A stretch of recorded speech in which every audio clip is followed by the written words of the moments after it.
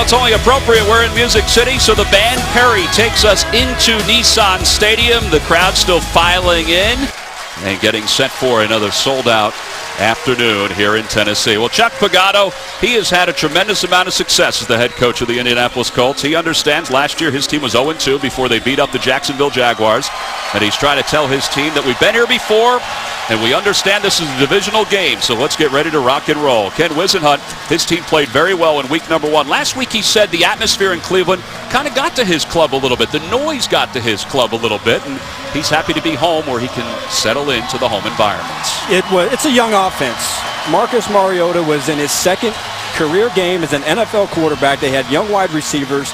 Communication, especially up front, was a major problem in pass protection. Colts have won the toss, and they have deferred, so the Titans will receive to begin the ball game. That is Pat McAfee. 5 kickoffs, 4 touchbacks this year, 99 touchbacks last season. He is the punter for the Indianapolis Colts, and he has a big leg. Bishop Sankey back deep to receive for the Titans. Sankey so far this year has been versatile, not only out of the backfield, but also has been one of the return men for the first couple weeks of the season for the Titans. Well, Adam, the Colts have dominated the AFC South. Can they do it again? We're going to find out in just a moment. McAfee has it teed up. We are ready to go from Music City. The Titans and the Indianapolis Colts, and the Titans will begin. 1st and 10 from their 20. Which maybe is a good thing because Marcus Mariota getting a chance to get the football right away. He said the ankle injury, he said it's part of football. He goes, I just rubbed some dirt on it, and I'm ready to go. Well, the thing that you notice is he's making a concerted effort to stay inside the pocket and to keep his eyes downfield. But I think that God blessed him with an ability to use his legs. I wouldn't be surprised today if Marcus Mariota doesn't take the opportunity to make things happen on the ground. Dexter McCluster gets the first start in the backfield. Tight end in motion, that's Craig Stevens. And the handoff to McCluster had a big day last week against the Browns. No gain.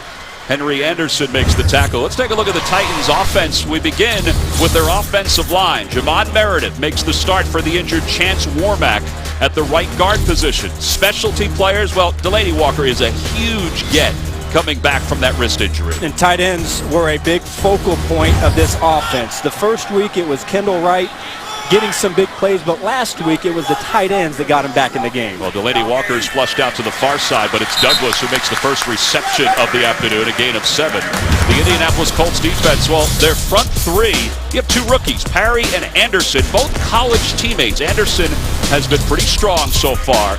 Linebackers, Jonathan Newsom will play for the injured Trent Cole, who hurt a knee in Thursday's practice. And Vontae Davis coming back from a concussion last Monday against the Jets. Yeah, that was huge. They're struggling right now depth-wise at the cornerback position, but you got to really tip your hat to the way this defense kept them in the game last week. Douglas in motion on 3rd down and 2. Manageable 3rd down for Mariota. Antonio Andrews is in the ballgame for the first time, and he had it right in his hands, and it pops out. It'll be 4th down, and the Titans will be forced to punt. Well, this is what you want early off the corner, and Mariota does a really good job of feeling the inside pressure coming to his right side, and he finds the outlet receiver. That's an easy catch, something that you got to have in the first drive of the game. Well, that was Eric Walden who was in on the pressure. Griff well and is back deep to receive. There's Kern ready to punt it away.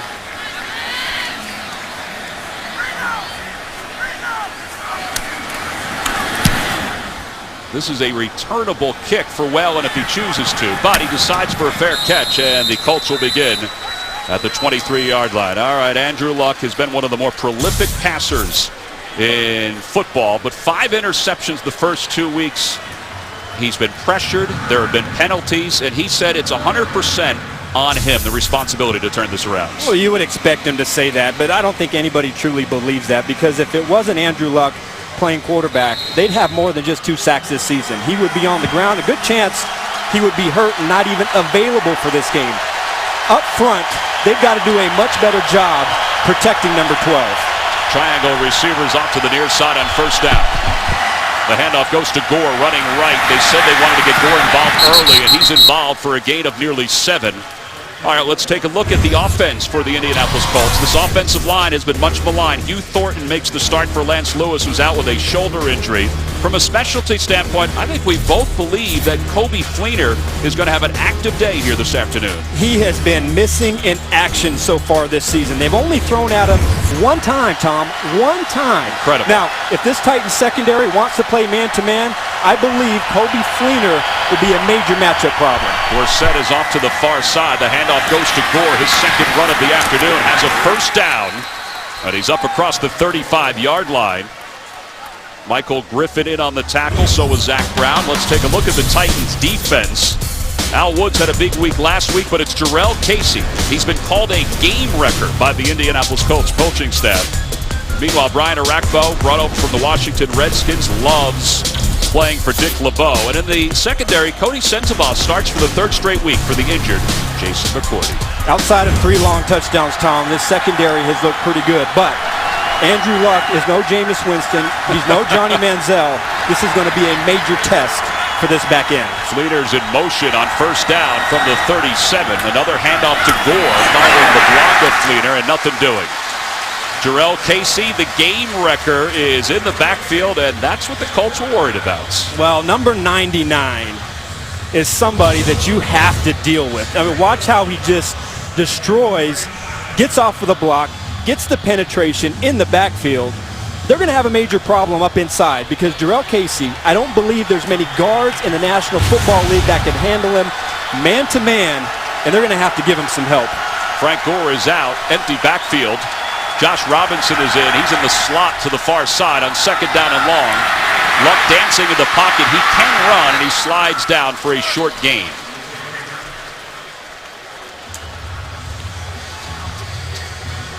Tom, the Colts talk about wanting to start fast, and if you've watched the Colts the last few years, that hasn't been a part of their offense. They've really looked sluggish in the first quarter and first half of games, and really, when you look at the start of this season, it's been the negative plays. It's been holding on their first drive of the game that have brought them back. It's been negative plays like penetration by Casey on that very first play, and they've been in a lot of third and long situations so far this season. Well, that's something that Pep Hamilton and also Chuck Pagano pointed out yesterday. Here comes the pressure, and Luck is hit, and he is going down. He gets rid of it. Incomplete, intended for Dante Moncrief. How did he get rid of that? Derek Morgan was there to help out. Carl Klug was there too. That inside stunt by Carl Klug. They bring him in on third downs, and that's just a bust. That's unabated to the quarterback. It looks like it was a blown pass protection by Josh Robinson, who had one of those last week against the New York Jets, and kind of the story of the Colts season. Penetration in the run game, big-time pressure on Andrew Luck in the pass game. McAfee on the punt for the first time. McCluster back deep to receive. This is a high kick from Pat McAfee, and McCluster takes it at the 13, reverses his field, and there's not much there. Taken down by Clayton Gathers. So, Andrew Luck, one and done. Same with Mariota. We'll be back with Mariota's second drive right after this. Remarkable story right there. No opening drive touchdowns in the last 19 games for the Indianapolis Colts. Titans with the ball second time today. It's first down from just inside the 13. Antonio Andrews, who was out last week, is met quickly by Dwight Lowry, but is able to get positive yards. All right, Adam, let's take a look at the keys to today's game. For the Colts, no drive killers, no holding penalties, no pressure, no negative situations. Defensively, take a page from the Cleveland Browns playbook and pressure Mariota, make it tough on him. And Tennessee Titans wide receivers have to step up. Defensively, they've been strong this season. 3 big plays, 2 of them in last week's game, cost them the Browns. Stevens in motion behind the line of scrimmage. Second down and 4. Mariota to throw. Passes incomplete. All right, that's 2 drops. This one by Harry Douglas. 2 drops so far for the Titans receivers. That can't happen for them to be successful. Harry Douglas is the one veteran of this wide receiver core, and they just haven't been able to get a connection so far between Mariota and Harry Douglas. That ball is behind him, but you would expect a guy like Douglas, who has been in this league, to be able to make that catch. Still manageable, though. Third down and 4. This is what they faced on the last drive and couldn't convert because of the drop by Andrews. Kendall Wright in motion. Out of the shotgun, Mariota has some time, and his pass is complete, but short of the first down. Vontae Davis wrapped up Harry Douglas and took him down, so it's a 3-and-out for the Titans.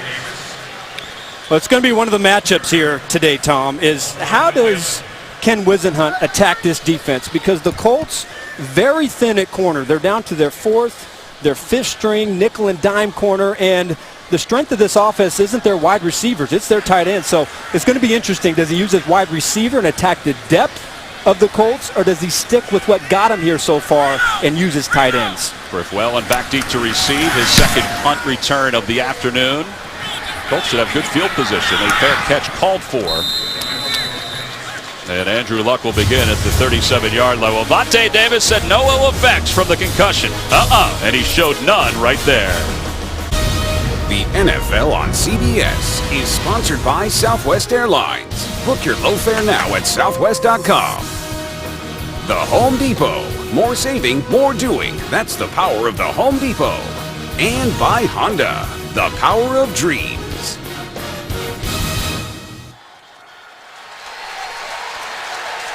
Well, the Ring of Fire is certainly what Andrew Luck has been in so far this season in the pocket.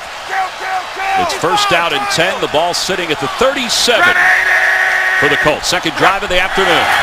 Frank Gore running over the block of his right tackle, has some daylight, and has a first down close to midfield. Don't miss the premiere of the new medical drama Code Black. Academy Award winner Marcia Gay Harden stars, premiering Wednesday at 10, 9 Central, only CBS. 12-yard gain for Frank Gore. We thought he would be involved early. They wanted to get him in the rhythm of this Colts offense. Came over from the San Francisco 49ers. He takes it again, finding something on the right side. Positive yards inside Titans territory. All right, we had a developing story with the fact that Hugh Thornton was scheduled to start for Lance Lewis, but it's developing even more because they've changed their offensive line again, the Colts have. It's a different configuration. Jack Newhart, who they moved to right tackle, is back at left guard. That's his natural position. Hugh Thornton is playing for Todd Harrimans at right guard, and Joe Wrights, who remember had 3 playoff starts last year and really looked good out there, is starting at right tackle. So this is a combination that they felt good about coming into this game. Second down and 7 off the play fake. Luck's pass is complete to Doyle. And Doyle has a first down to the 39-yard line. Avery Williamson, Cody Senzaba in on the tackle. It's a gain of 9. And a first down for the Colts. Yeah, inside, Tom, the center and both guards have been a very big sore spot. And you got to ask yourself how much of that was the Buffalo Bills and their defensive line and the pressure package and the defensive line of the New York Jets. I mean, those were 2 grown man defenses. And so that was a tall order for any offensive line. But up inside is a place where they really had to solidify to give their quarterback a chance. From the 39-yard line of Tennessee, the handoff to Gore. Gore looking left this time. Flags come in, and he's inside the 35. Well, penalties have been a huge storyline for the Indianapolis Colts. Holding. Offense, number 69. 10-yard penalty. Replay. First down. So Hugh Thornton called for the penalty. Yeah, here he is. Hugh Thornton is going to come here on the kickout block. And I believe that's going to be on Brian Arakpo. He tries to kick him out, and see he just grabs him by the back. Heck of a cut by Frank Gore to try and pick something up. But, boy, that's their 8th holding penalty of the season. And if you paid attention to this football team, holding penalties have been absolute killers. Well, they came in tied for first in the league, and the holding penalties have negated runs of 12, 11, 30, and 12 again. Luck to throw. Moncrief can't hang on. Tight coverage by Bleedy Ray Wilson. Never miss a moment of football action with the CBS Sports app. Every play, every story, and every highlight right as they happen. Download the CBS Sports app now.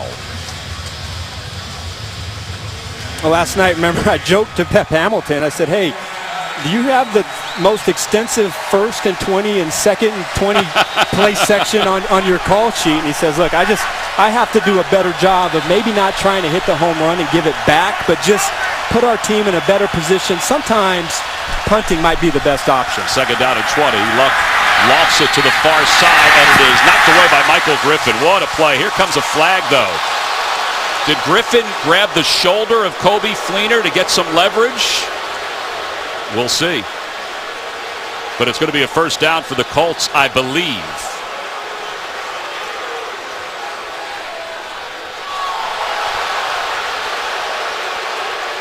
Craig Rolstad in his second year as a referee, former line judge. There is no foul on the play for defensive pass interference as the action was legal. Incomplete pass, third down. Well, Griffin looked like he was on the shoulder, but they decided to pick up the flag. Well, great range. Michael Griffin coming from center field. And in the first two games, he played a lot as a linebacker. But Denoris Searcy taking a lot of the box duties right here. And Griffin shows his speed, gets over the top, and makes a terrific play. All right, so terrific play, Mr. Defensive Back. It looked like his hand was on the shoulder there a little bit. Sometimes you have to get an edge, Tom. But you're right. I think he might have. It was a terrific play to get over the top, but he did get there a little bit early. Third down and 20. Frank Gore is out of the backfield. He's nearest to us as a receiver. Here comes the pressure. Luck has the pocket, throws long to the far side, and it's caught by T.Y. Hilton inside the 5. What a play by T.Y. Hilton. 48-yard pass play, and that is something the Colts have needed. Unbelievable. The patience with his hands. Watch how late T.Y. Hilton shows his hands just at the last second, right as Ray Wilson tries to turn back inside. He makes the move. He gave no indication that the ball was coming. That was a veteran move by T.Y. Hilton to get that pass. So now on first and goal, here's Frank Gore, who's stopped from behind. No gain on the play. Avery Williamson, great individual tackle. All right, last week, Gore was in this spot and fumbled. I mean, he wasn't hit. It wasn't a bad exchange. It was just one of those things. I think they want to get it into his mind a little bit and give him a chance to get into the end zone here. I wouldn't worry about him fumbling. He's one of the best still at age 32. And that was just an indication that, things were not going your way. But I would not expect Gore to continue to have ball security issues. Second and goal, Gore again toward the goal line, into the end zone. Touchdown, Indianapolis Colts. It's their first half touchdown of the season. And T.Y. Hilton's 48-yard pass play set that score up. Just hard-nosed running inside by Frank Gore. And boy, he's a running back. I played against Frank Gore, probably one of the most competitive running backs that I ever played against. You knew that when you laced it up and number 23 was on the other side, it was going to be 4 quarters of physical football. So 8 plays, 63 yards. They split it right down the middle. 4 runs, 4 passes. Vinatieri's point after is good. And Indianapolis strikes first on top 7-0. T.Y. Hilton getting into the mix. The knee looked pretty good right there. And Frank Gore barreling in to give the Colts the lead. Chuck Pagano said after Frank Gore fumbled last week against the Jets, he said, we have to get him going early. There it is right there. Nobody touched him. He just dropped it. Well, Adam, they got him going here with a touchdown run in the first quarter. And how about being able to overcome a 3rd and 20, dropping a bomb to T.Y. Hilton? Chuck Pagano brought Frank Gore over from the 49ers. They have a history together from the University of Miami. The same with Andre Johnson. So here we go. The Titans' 3rd possession of the afternoon. They're down by 7. We'll be back to Tennessee right after this. The NFL on CBS is sponsored by Bud Light. Make the right call. Drink responsibly. And by FanDuel, the leader in one-week fantasy football.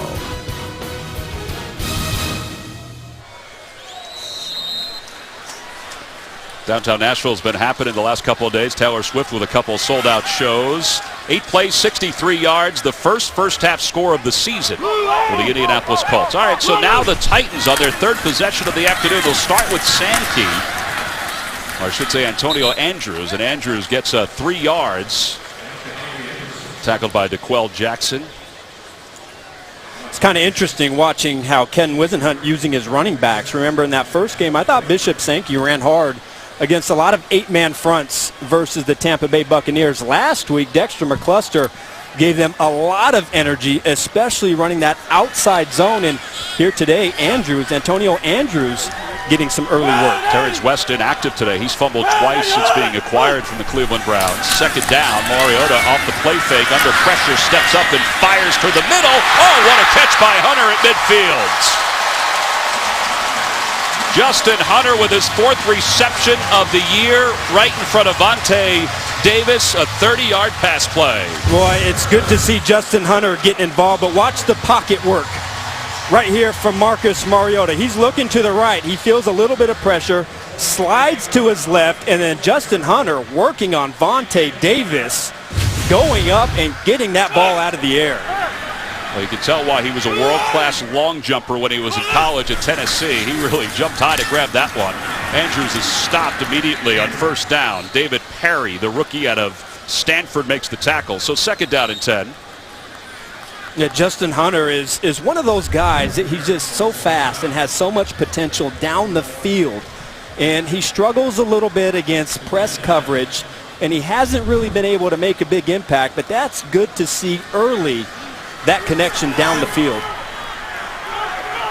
Second down and 10 inside Indianapolis territory for the first time today. McCluster trying to find something through the middle. Now the middle for the Colts is brand new. I mean, Kendall Langford coming from the end, but David Perry and Henry Anderson, 2 Stanford University teammates who are manning the middle for the Colts defense. It's a blue-collar defensive line. Henry Anderson is a get-off-the-block specialist, and he has been so good in stuffing that run. The entire defensive line has done an outstanding job this season stuffing the run. Now they just have to find a way to get to the quarterback and get some sacks. Walker was in motion, pressure against Mariota. He breaks away. He's backpedaling, dumps it off to Stevens, who gets a few yards inside the 45. Well, he is elusive. Mike Adams was pressuring. Jarrell Freeman was in on the coverage. And the Titans will be forced to punt once again. You asked Marcus if he was going to use his legs a little bit more. I'm not sure if that's the way he thought he was going to use his legs a little bit more. He's got gifts. And I do really believe that, you know, much like the Seahawks use Russell Wilson strategically in the right spots. And I believe that Marcus Mariota has the awareness to not take those shots downfield. He has to be a weapon using his legs. Griff Whalen calls for the fair catch. Colts on top 7-0. Andrew Luck, a pretty nice drive the last time. Let's see what he has in store for the encore. Chuck Pagano certainly engaged as a coach right now over on the sidelines, talking to his defense, chatting with Vontae Davis. And that secondary, which as we mentioned has been maligned, but doing a nice job here in the first half. Colts with the ball, up 7-0 on first down. Ball sits at the 13 of Indianapolis. Here's Gore, who has a touchdown already, and he dives forward. Your weekend starts with Thursday Night Football with Big Ben and the Steelers. Tough it out with Joe Flacco and the Ravens on CBS and NFL Network.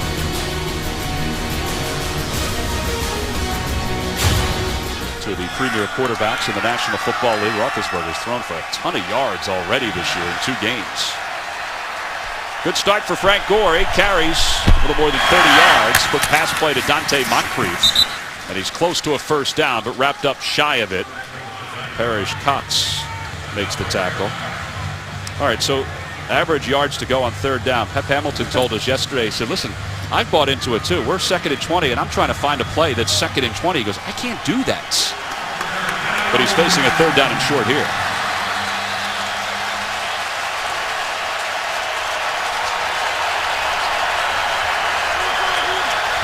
Luck from the shotgun. He hands it off to Gore, and he lowers his shoulder. And he's going to be shy of that first down marker. Zach Brown made sure of it. Interesting call on third down. You can see that, you know, Frank Gore coming into this game, they want to feature him. I believe that's already his 9th carry here early, and he's done a pretty good job. The offensive line has blocked it up pretty good. They had that one holding penalty, but a good athletic play by Zach Brown in reading out of that cut and getting to Frank Gore. McAfee's punt. McCluster back deep to receive. So difficult to return a punt with Pat McAfee at the helm. In a game that featured the first 2 African-American head coaches in Super Bowl history, Lovie Smith, of course, your guy.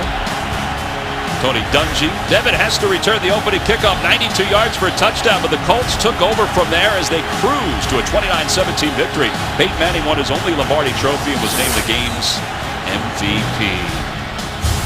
Well, for 50 games for both Peyton Manning and Andrew Luck, and Andrew knows that there's always a comparison between he and Peyton Manning. Look at the difference. He's actually started out stronger.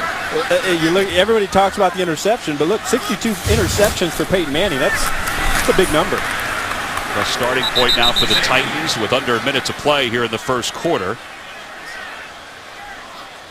This is the road to Super Bowl 50, and that's why the 50-yard lines around the National Football League, the numbers at least, are painted in gold. And Andrew Luck hopes that Super Bowl 50 will be his first attempt at a Lombardi trophy. Second down and 9. Sankey with Delaney Walker in motion. We haven't called Delaney Walker's name just yet.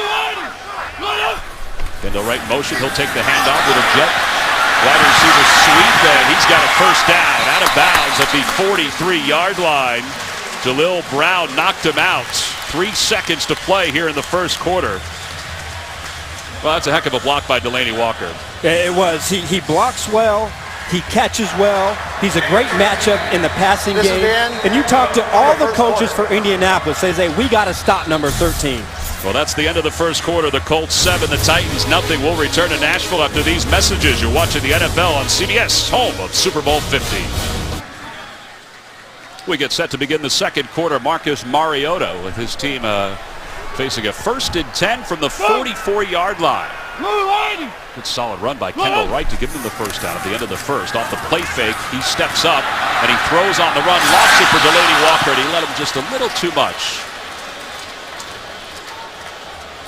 Tomorrow, catch a new Life in Pieces, the most watched new comedy of the season after a new Big Bang Theory here on CBS. Well, Mariota probably could have run there for a few yards, but decided to try to get a quick pass off to Delaney Walker. Well, he had Walker open. It's just difficult pass, high degree of difficulty when you're moving to your left side to try and connect. But I still do believe that, boy, if he can make defenses account for his athletic ability in the run game, it would help the offense. Off the play fake, the quick pass slant to Douglas for a first down. That was well read by Mariota. I know he's run a lot of that since his days in college, but that was a well-read play for Marcus Mariota. He could run this in his sleep. He's reading Eric Walden, who's the forced defender. Everybody comes up to play the run. He sees that he has the open window, and finally, Mariota to Harry Douglas works. Mariota now 5 of 8 for 51 yards in this first half. They move the chains. And for the second time today, they're inside Indianapolis territory. Now, I would expect Indianapolis defensively, they like to play outside leverage with their defensive backs, but watch them move inside to try and take away those slants. The cluster is lined up on the near side. The pass complete to Delaney Walker. Walker was covered by Jarrell Freeman. And that was a huge missing piece last week against the Cleveland Browns, Delaney Walker. It was, Tom, but they, Anthony Fasano and Chase Kaufman really made some plays. Those wide receivers had a hard time against Joe Hayden and that veteran Brown secondary, but really 9 catches for 126 yards last week. A lot of those in the second half. I think as a group, the tight ends really stepped up. Second down and 4. Not much there, and just a gain of 1. DeQuell Jackson makes the tackle. Antonio Andrews. So this will be third down and about 3 for the Titans. They had a third down and short earlier. They had a pass play that was dropped. In fact, they've had a couple of drops here this afternoon. Well, the first 2 drives, they had a chance. One, to get that first down. The drops have hurt, and you would have liked them to capitalize on that big 29-yard pass play to Justin Hunter. So third down, this is a classic man-to-man coverage situation. Look for crossers, especially with Kendall Wright in motion. Well, he was in motion. The quick pass to the far side for Delaney Walker. It's hit into the air, and it's grabbed out of the air by Dwight Lowry up the sidelines. Mariota can't tackle him. He has one man to beat. He's going to go in. Touchdown, Indianapolis. 69 yards. Lowry Lowry, the free safety, will be credited with the score.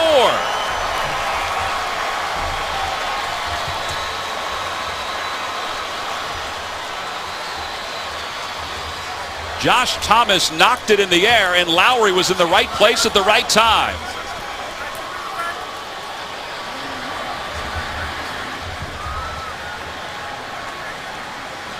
Well, in a lot of ways, that was unlucky for the Titans, but this maligned secondary for the Colts stepped up and got a big play. And here's Vinatieri now for the point after.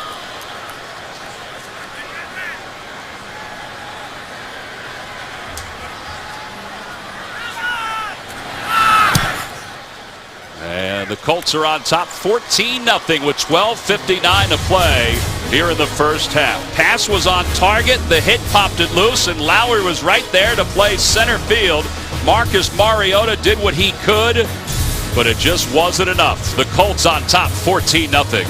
Welcome back to Nashville, where the score is 14-0 Colts. Earlier, the Tennessee Titans and the Colts joined the NFL and all 32 clubs in celebrating Hispanic Heritage Month. As part of the celebration, Marcela Gomez, president of the Tennessee Latin American Chamber of Commerce, received the NFL Hispanic Heritage Leadership Award. This year, the NFL is launching a campaign called Feel the Orgullo, which means feel the pride, to celebrate the diversity and rich traditions of Latinos in the NFL and our country. Visit NFL.com/Hispanic Heritage for stories about Hispanic pride and culture from around the National Football League. 14-0 Colts on top. Titans will get it. Sankey back deep to receive. It goes over his head and out of the end zone. Well, this is a heck of a pop by the secondary for the Colts. It's a misread. They're trying to run off Kendall Wright to run out the corner, and they think they have a man-to-man route. But Josh Thomas, you're going to watch him come off of Kendall Wright because he's reading the quarterback, and then he comes in and makes the big hit. So that's a situation where Mariota thinks he has the man-to-man coverage against a rookie nickelback. But Josh Thomas, the guy that was just signed to this secondary, makes a big play for the defense, and Dwight Lowry right there to pick it up. Josh Thomas out of the Minnesota Vikings organization. Here's McCluster on first down, nothing doing.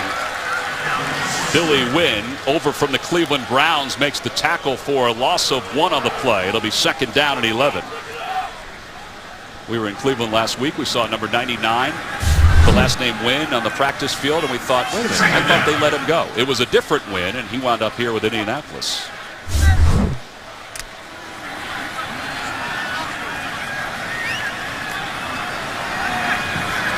McCluster and Andrews in the backfield, and now McCluster will come out of the backfield in motion. And the shotgun is Mariota with a screen pass dumped off for Andrews, has a blocker or two, and he's got a first down across the 30. Jarrell Freeman makes the tackle, a gain of 12. Well-designed play by the Titans. It was, because Dexter McCluster is a passing game specialist, and they bring him across the formation to capture the attention of the Colts defense, and then they sneak the running back out there, and they pick up a nice gain. Well, we saw last week the Titans fell behind, and they ran a composed drive to begin the second half. And if you're Mariota, 7 for 11 so far, you have to have the same sort of formula to get yourself back into this game. Still plenty of time on the first half clock.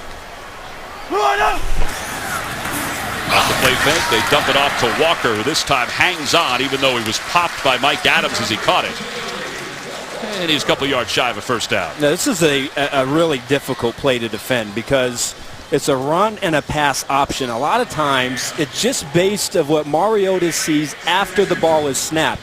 And if you sit back, they're going to hand that ball off. But if you come up aggressively, then that leaves that open window, and he is an expert at executing that route.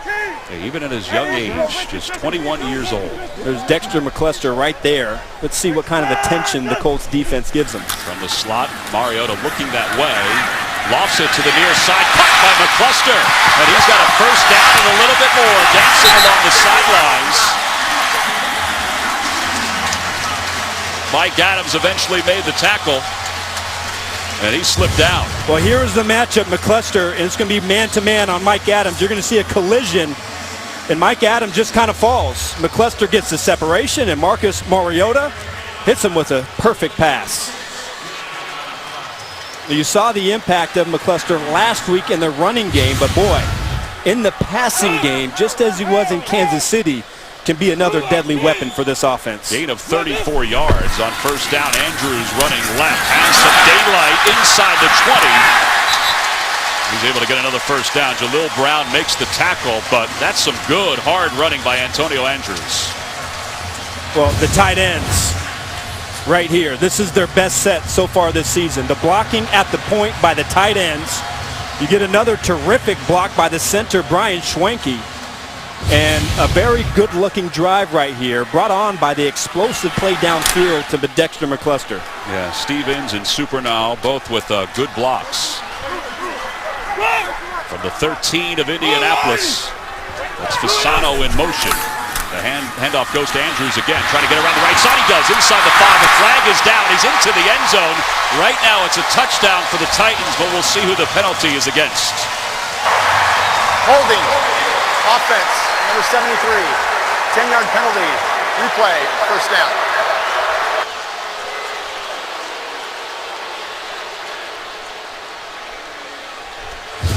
Well, that's a killer. That's going to be the rookie at right tackle right here on, I believe, number 92, Bjorn Werner. That's a close one, Tom. Yeah, that's a tough one. Not quite sure. That's being tough on the 21-year-old. Yeah, Taylor Lewan, who is the veteran now on the left side of the offensive line, told us about Jeremiah Potassi that he's worked hard this week to have different sets against different defenders, to have different techniques. It's a first down and long, and the handoff goes to Fowler, the rookie out of Alabama, who gets down into the 20. A gain of 3 on that play.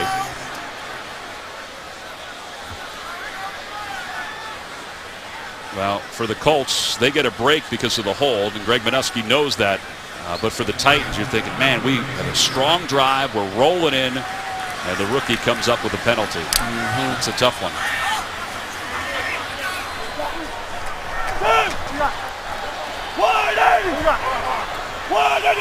Three receivers off to the left for the Titans. Still plenty of time on the play clock for Mariota. Out of the shotgun on second down, lofts it toward the sideline, pass is complete. It'll be a first down to Kendall Wright. At least it looks like a first down, depending on the mark. No, now they're going to say incomplete. His foot must have been out of bounds, his second foot, when he had control of the football. The ruling on the field is an incomplete pass. Third down. Oh, I don't know about that. It looked like he had the toes in the second foot. You're going to watch, I believe, the right foot. The That's left one's in. And then you see the toe. He had control, too. Get in. And I think they're going to have to overturn this. We're kind of shielded on that play right there. I think the way it looks to me, he got that right toe inbounds with control of the football.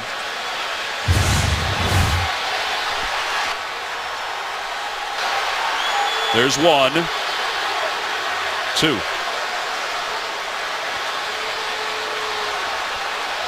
You surprised Ken Whisenhunt is not challenging this? And now a timeout called by the Titans. They're going to take a little extra time to decide this. First charge timeout. There's the red flag. There's a 30-second timeout. It has not been tossed just yet with 8:40 to play here in the second half. Well, a lot of this does depend on what they think the replay officials could see. It's a smart timeout to give you an opportunity to see, because this is a major play right here. Boy, it looks like that foot is in. You know, the way I see it, that's a catch. Now, he would be just shy of the first down. Watch it again. Boom. And then he goes out of bounds. Our officiating expert, Mike Carey, has been taking a look at this. Mike, Ken Whisenhunt has not thrown the red flag yet. What do you see from the studios in New York? Well, I see that he's going to be wise not to throw the flag because this is something to know. Toe drag out of bounds is a catch. Toe heel out of bounds is incomplete. Okay. Excellent call. So the full heel went out of bounds. Mariota to throw, and the pass is incomplete. No flags. Justin Hunter was the intended receiver. Josh Thomas was the defender. All right, so here we go again. This is what Mike's talking about, and it's a great point. Kendall Wright has it, 1 foot in, toes in, heel out of bounds. Not dragged out, but the heel out of bounds, so it is not a catch. This will be a 38-yard field goal attempt from Ryan Suckup.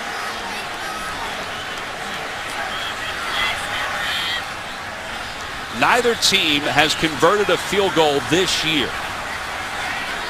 This is the first attempt for the Titans to try to get on the board. Brett Kern is the holder. Good snap, good hold. Kick is on its way. End over end, and it is good. The Titans on the board. Now they thought they had 7, but the hold by Jeremiah Potasi negated the run. 14-3, Colts on top. The NFL on CBS is sponsored by Clean Crisp Coors Light. Geico. 15 minutes could save you 15% or more on car insurance. And by the Lincoln Motor Company and the entirely new Lincoln MKX. What do you think about it? Common sense. Well, back here at Nissan Stadium, and how about this ball on the field goal attempt by Ryan Suckup? Hits the upright, the left upright, slips through. Goes, I'll take it. It is shocking that that's the first field goal for either team. 9 plays, 60 yards, 14-3, Colts on top. Varga back deep to receive. It goes over his head. Andrew Luck and the Colts will have it 1st and 10 from their 20-yard line. Replay every game of the 2015 season on demand with NFL Game Pass. Go to NFL.com/Game Pass to start your free trial. Well, both teams looking at their offense. Colts got a defensive touchdown, but they're still shy of 100 yards total yards. Tennessee, though, they've been moving the ball. They just haven't been able to punch it in for a touchdown. And movement on the left side of the offensive line. False start. Offense. Number 75. 5-yard penalty. First down. So a 5-yard penalty.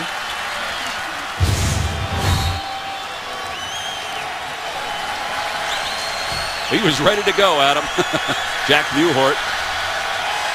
And Pep Hamilton digging into that 1st and 15 play sheet. And one more time. He's got 3 receivers off to the far side. Josh Robinson, the rookie out of Mississippi State, in the backfield. He'll take the handoff for his first run of the day. Michael Griffin stops him at the 18-yard line, so a gain of 3. That'll be 2nd down and 12. You see a lot more Michael Griffin playing in the box. And here in the last couple years, remember Bernard Pollard was the strong safety.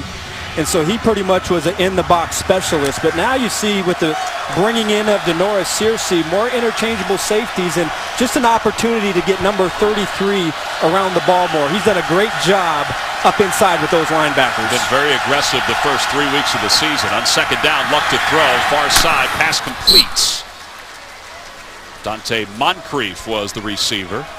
Parrish Cox in on the coverage. Well, Dante Moncrief had a great week last week against the Jets, while T.Y. Hilton was kind of shielded by Darrelle Revis. It was Moncrief who stepped into the spotlight, and they love the fact that he worked on his route running. They love the fact that he worked on his durability this offseason, all things that have been helping him evolve as an NFL receiver. Kobe Fleener right here on a linebacker. Zach Brown, watch that matchup. Andrew Luck just took a peek at it on 3rd down. He's looking to the middle. He's under pressure, and he goes down. Ryan Arakpo.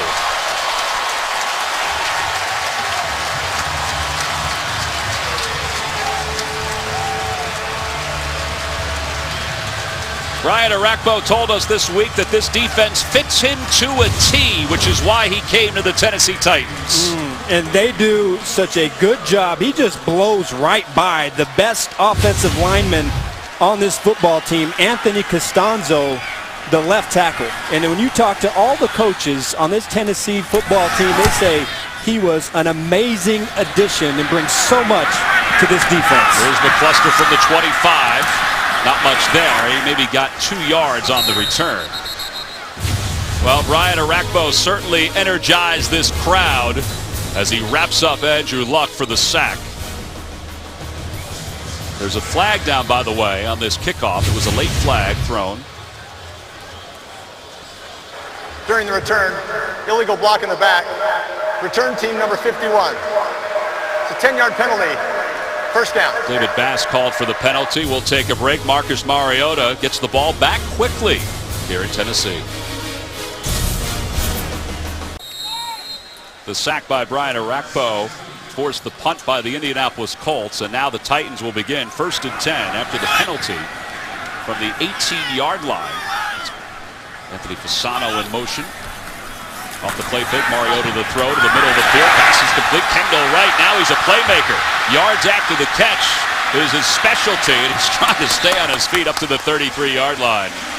Well, that's good, but there have been some drops here this afternoon for the Titans. Well, you've seen some really good things from Tennessee's offense, but it's the early miscues that really put them in a big hole. A couple drops that would have gave him first down, and then a terrific play by Josh Thomas to knock the ball out into Dwight Lowry's hands, giving them a touchdown. But it's just taking advantage of your opportunities. They've done good things, but they have not been able to capitalize. 3 drop passes so far today. Mariota 10 of 16 for 128 yards. Here's Andrews on the pitch, and he's up to the 35-yard line. Let's get an update. Pittsburgh and St. Louis with JB in New York. Tony, welcome back, Le'Veon. Yeah, Le'Veon Bell, he's going to get in here from 1 yard out. They went for the 2-point conversion after, did not make it. Pittsburgh up 9-0 over St. Louis. Back to Tom McCarthy and Adam Archuleta. Won 7 of the last 10 meetings against the Rams. That means you were probably there the last time the Rams won a game against the Steelers.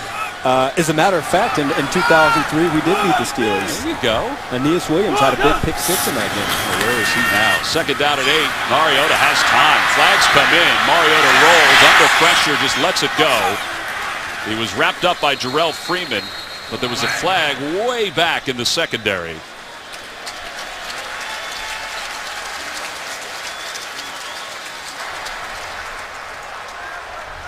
Before the pass was thrown, illegal contact, defense, number 52. That's a 5-yard penalty and an automatic first down. That's DeQuell Jackson, the veteran.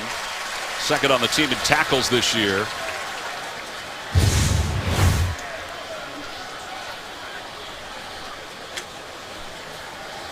Terrific job up front by that Titan offensive line. And one thing you notice, number 8, he keeps his eyes downfield. Absolutely. He is not looking to run. He's done a pretty good job. So 1st down up to the 40. 5 minutes to play here in the first half. Off the play fake, Mariota looking for Walker, and he overthrows him. He had a little slice of daylight if the pass was on target. Not a lot of daylight. Dwight Lowry was all over him. Well, DeQuell Jackson right here. We're going to look at that illegal contact and see exactly what happened down the field. You see him just put his hands barely on the tight end, Craig Stevens. Wow. And that's pretty fine too there, Tom. It sure is. See Mariota's numbers right there. 10 of 17, 128 yards. Colts showing blitz. Mariota lofts it again to Wright, and he overthrows him. Jaleel Brown in on the coverage. All right, so they had basically one-on-one with Kendall Wright and Jaleel Brown.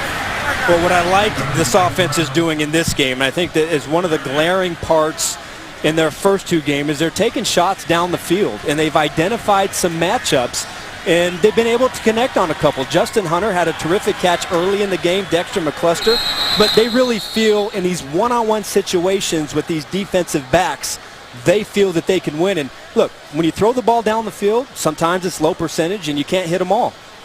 That is Jaleel Brown, the 50-year pro out of Colorado, who is down on a knee and being looked at by the Colts athletic training staff.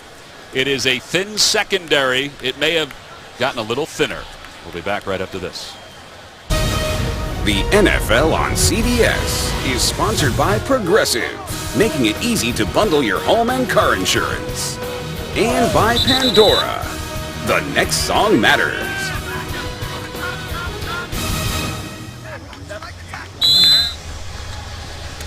You want to talk about growing the game. Yesterday, local fifth graders met on the gridiron as the Ainsworth Bengals in orange. There they are. Took on the BGA Wildcats in blue. The Bengals led by Henry Cato, who wore number 8, and Cole Hooper, number 5, won 30-6. Always good to see kids just being kids and being active on the weekends. Third down at 10. It's a big one for Mariota, down 14-3. And he dumps it off to Fasano for a first down and more. And Fasano's ripped down by Jarrell Freeman. Boy, what a big pass play on third down for Marcus Mariota. Oh, the protection again. There's absolutely zero pass rush. And Fasano, he's max protection look. So what he's doing is he's checking to see if the Colts blitz. And then once he see it, he drops off. The Colts lose him in coverage. And because of the time, Mariota is able to scan back to the other side of the field and hit his wide open tight end. Anthony Fasano, the 10th-year pro out of Notre Dame. 99 yards away from 3,000 for his career coming in. It's a first down inside the 35. Mariota under pressure, and he goes down. David Perry, the rookie from Stanford, with the sack. Well, Tom, this defensive line, one of the things that Chuck Pagano wanted to take care of in the offseason is work on the trenches, and he felt they didn't dominate enough on the defensive line. Well, they got a couple gems.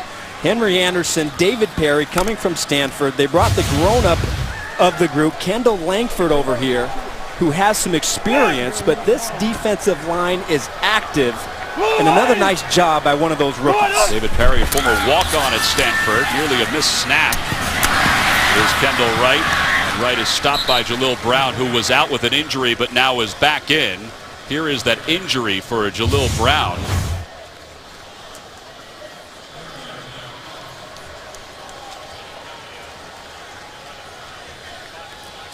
Tough to tell right there. But good news for the Colts, good news for Brown getting back in there. But I think it's wise for the Titans to challenge these corners. Jalil Brown came into this season the 5th cornerback in camp. After that, you have Josh Thomas and Eric Patterson. So you have to make those guys prove to you that they can cover your wide receivers. Third down, here comes the pressure. Mariota steps up, throws to the middle. Pass is complete to Walker for a first down. This time he hangs on inside the 20-yard line. Mike Adams in on the tackle. Lowry was there as well. But a first down with 2:25 and counting to play here in the first half. Because of the injuries in the secondary, Greg Minuski forced to play more zone coverage right now. And when you play zone coverage and you don't get a pass rush, that allows these wide receivers and these tight ends to find those soft spots. And you like the progression from Mariota, scanning it and finding the open guy, especially versus zone coverage. A gain of 19 yards. We reach the 2-minute warning here in Tennessee. The Titans knocking on the door, down by 11. Coming up on the Verizon Halftime Report, join JB, Tony, Bart Boober, and Coach Cowher for all the latest NFL scores and highlights, as well as a preview of Thursday Night Football on CBS and the NFL Network. It's all coming up on the Verizon Halftime Report. First down for Mariota. That's Sankey in the backfield. It's been a nice drive for them. They've held the ball for over 11 minutes in this quarter alone, and Sankey down to the 10. Gain of 8.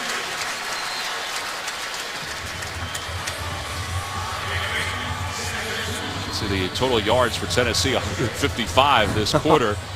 The Colts just 6. Now don't forget they had the pick 6 the Colts did in this quarter. That helps, but you've seen Tennessee drive the field. Right. You know, there was a missed opportunity to score a touchdown on their last drive with what I thought was a phantom hold, and here again doing a good job getting down in scoring position. This is their 23rd play of the quarter. Short gain by Antonio Andrews. Kendall Langford makes the tackle. 1:15 and counting still to play. 2 timeouts left for the Tennessee Titans. Looks like he's about a half-yard shy of the first down. There's Langford. It'll be 3rd down and inches. It's interesting they put in Dexter McCluster and take out Andrews, which Andrews is really kind of a short yardage specialist. And they have the rookie Fowler in as the fullback. That has to be the option, that or a quarterback sneak. On third down and inches. It is Fowler who dances his way through the first down marker to the 12. And we have 37, 36, 35 seconds to play here in the first half. Again, the Titans have 2 timeouts left. Now, plenty of time. You certainly don't want to give Andrew Luck anything on the clock if you're able to get some points out of this drive. But I think outside of maybe a handful of plays, this offense, a big improvement for where it was last week, especially in pass protection. I think one of the big things is just that he hasn't been on his back. He doesn't have a lot of grass stains on his jersey. Coming up on the Verizon Halftime Report, join JB, Tony, Bart, Boomer, and Coach Cower for all the latest NFL scores and highlights, as well as a preview of Thursday Night Football on CBS and the NFL Network. That's all coming up on the Verizon Halftime Report. All right, Nostradamus, what do you think the Titans are going to do here on 1st and goal from the 8? Ken Wisenhunt has the 1 timeout left. Last week it was Dorial Green-Beckham who had his first touchdown reception in this area. Well, he split out wide out there on Jaleel Brown here at the top of the screen. So you have a matchup right there that you need to take advantage of. 3 receivers to the left. Mariota dancing around, rolling, throwing to the back of the end zone. He throws it over the head of Dorial Green-Beckham. 2nd down. It's interesting offense to kind of get a beat on because of Mariota's 6 touchdown passes. They've gone to 6 different receivers. Yep. So, you know, if anybody has been a focal point, he's tried to fit it into Douglas, but it's really hard to kind of get that feel. You just got to, as a defensive player, play your technique, trust that your teammates are going to get there, and it would help if you got some pass rush and put a little bit of stress on number 8. He had a lot of stress last week against the Browns, not as much here this afternoon in the first half against the Colts. Walker in motion on 2nd down and goal. Slant. Kendall Wright. Touchdown, Tennessee. He broke the plane.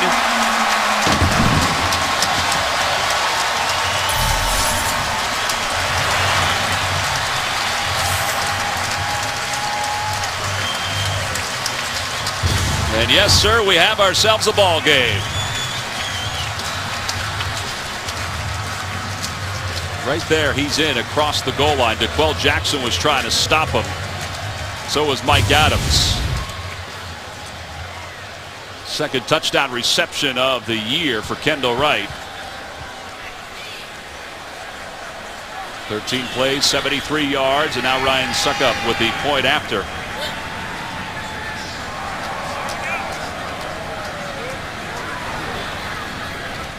Now again, this is not automatic this year, the extra point. Although Suckup is 8 for 8 on PATs. There have been 9 missed extra points so far this season. 9 missed or blocked. Last year there was just 8. Good snap, good hole. Kick is right down the middle. 14-10. Indianapolis's lead is cut to 4. 19 seconds to play here in the first half. Ken Wisenhunt congratulating not only Douglas, but also Kendall Wright with his 2nd touchdown reception of the year. It was a big drive, 13 plays. It lasted a little more than 6 minutes. All right, well, let's watch this athleticism for Kendall Wright. Well, this is zone coverage, and he's a zone coverage specialist. Catches the ball right in front of Eric Walden, and that's as easy as it gets. If there's one thing that you should learn by now by watching Mariota, Kendall Wright, this Titans offense, they know how to run slants, and you better be prepared to take that route away. Dorsett and Moncrief both back deep to receive for the Colts. Suckup is not going to take any chances. It goes over the head of Dorsett and out of bounds. Andrew Luck will have 19 seconds. Saturday, it's the best game for the best conference when the Alabama Crimson Tide takes on the Georgia Bulldogs on the SEC on CBS. The hoopla begins with Inside College Football and College Football Today.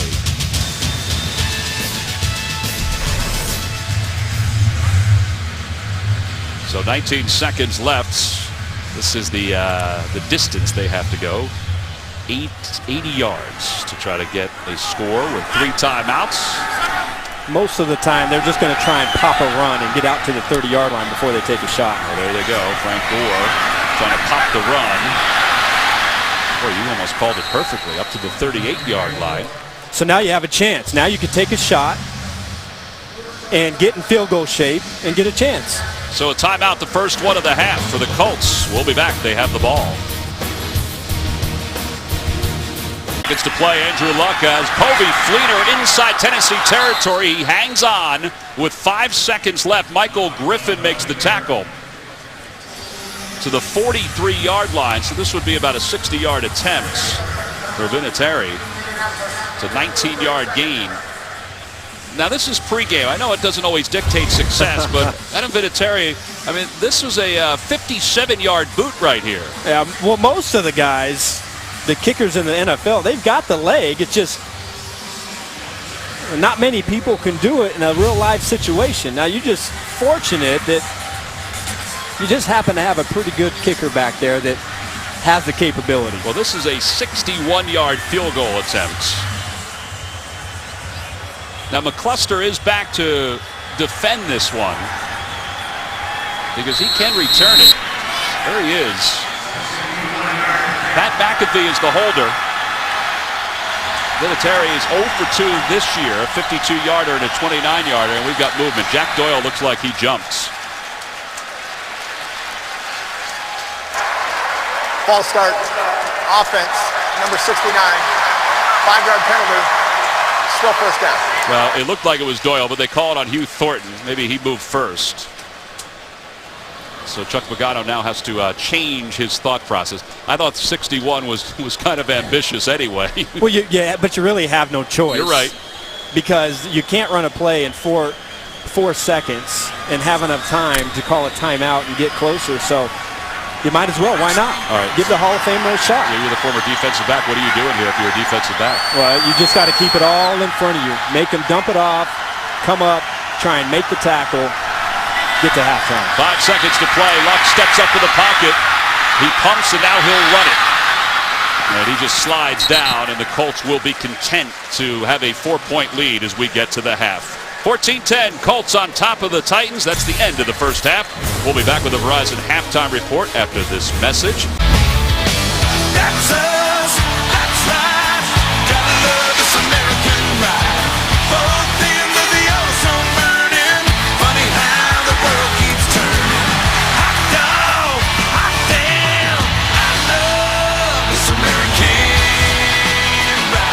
Oklahoma's Toby Keith, one of the princes of Music City. The Colts lead the Titans 14-10. We are at halftime here at Nissan Stadium. Now let's take a look at our DirecTV Ultimate Picture Cam. All right, this is the second quarter. Mariota looking for Delaney Walker. He has him, but Josh Thomas knocks the ball out of his hands, and Lowry goes all the way in for the score. It's one of the reasons why the Colts have not had the ball a lot offensively. All right, along with Adam Archuleta, I'm Tom McCarthy. Productive first half for Marcus Mariota, even though he's down. Productive first quarter for Andrew Luck and the Colts, but they didn't have the ball a whole lot in the second quarter. No, and that's really a big part of their offense. And this quarter, or this next half, they have to do a better job of sustaining drives. Only 1 for 4 on third down. Big reason for that is some penalties. And defensively, they have to put pressure on Mariota. He is way too comfortable in that offense. For Tennessee, they have to continue to attack. Take advantage of a conservative game plan that's been decimated by injuries to the Colts secondary. Well, there is Marcus Mariota. Let's take a look at the first half statistics for both of these teams. 71 rushing yards for the Colts, 54 for the Titans, but total yards, and this is because Tennessee held the ball for most of the second quarter. 231 total yards for the Tennessee Titans. Now, I think you really have to like what you see from this Tennessee offense. And a big part of it is protecting Mariota, and that's allowed him to really work the pocket. You've seen him scan the field, and their receivers have done a really good job in contested situations and coming down with the football.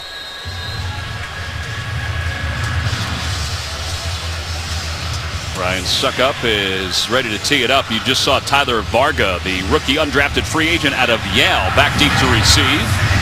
And we are underway, the second half from Nissan Stadium here in Nashville, Tennessee. And the Colts will begin 1st and 10 from their 20. All right, this is one of the stunning numbers that you're going to find. Andrew Luck, 8 first-half pass attempts, the fewest in his NFL career. But that's what we talked about. The Titans had the ball for most of the second quarter. A big part of that is because the Colts did get the interception for a touchdown, which put the Tennessee back on the field. You saw them come in with a game plan to really try and feature Frank Gore. and he did have some success. It's been some penalties that put them in first, second long situations that has really gave them a hard time in trying to drive down the field. Well, that's part of what you were talking about sustaining drives. Here's Gore on the pitch, trying to find a blocker or two, and he's going to get a few yards before Michael Griffin takes him down. It's a gain of 3. Frank Gore, 11 carries now, 53 yards. They wanted to get him in the mix. That's what Pep Hamilton told us and Chuck Pagano. They have gotten him in the mix. Sometimes it can be difficult because, as Tennessee has done and a lot of teams have done, they've played with an extra safety in the box. So you can say that you want to get the run going, but then you're just hitting your head up against the wall. You've got to be able to take advantage of those one-on-one matchups when they bring Griffin in the box. On second down, here's Luck. The pass to Moncrief, a little too hard off his one hand. It'll be third down. Leedy Ray Wilson in on the coverage for the Titans. Colts have won 13 straight against the AFC South. Well, third downs today have not been very good, only 1 for 4. They've really, this season, when you look at it, been excellent on third down, 48%. When we look at their 3rd and 7th, they're first in the National Football League, 87% conversion on third downs. Tyler Varga, the rookie, is in the backfield. There'll be an extra blocker for Andrew Luck on third down. Luck under pressure, steps up in the pocket. He's hit. He loses the ball. I think he fell on top of it. He did. It'll be fourth down, and the Colts will be forced to punt. Carl Klug in on the pressure. Well, right up here on Anthony Costanzo, there's pressure from all over. They loop Brian Arakpo from the inside, but really, it was Carl Klug coming off of that right edge, or that left edge, dominating Costanzo and getting to Andrew Luck. Ball security has been an issue for the first few weeks of the season. McAfee on the punt. McCluster back deep to receive. It's a high snap. Boy, McAfee is so cool. He gets off a whale of a kick. And McCluster calls for the fair catch at the 33. Colts on top by 4, but Tennessee and Marcus Mariota will have it when we return here in the third quarter. Andrew Luck said he didn't care how they got there. He was just looking for a win this weekend against the Titans. It's been a tough one. They're up by 4. Mariota, first possession of the second half. Passes completes. Harry Douglas makes a fantastic reception, a gain of 12. Coming up next, the Bears travel to the Pacific Northwest to take on the Seahawks, or the Bills battle the Dolphins. Hands to the face. Here on your home for Super Bowl 50, CBS Sports. 10-yard penalty. By the way, there was a Replay. late flag. Craig First down. Rolstead telling us there was illegal hands to the face against the Titans. So Mariota and that pass play negated on the penalty. Ball's forced back to the 24-yard line of the Titans. All right, let's see if the Colts can improve the pressure as we re-begin this drive. Mariota drops back to pass. Comes off the screen to Sankey. He has a blocker up across the 35 and still on his feet, has a first down to the 45-yard line.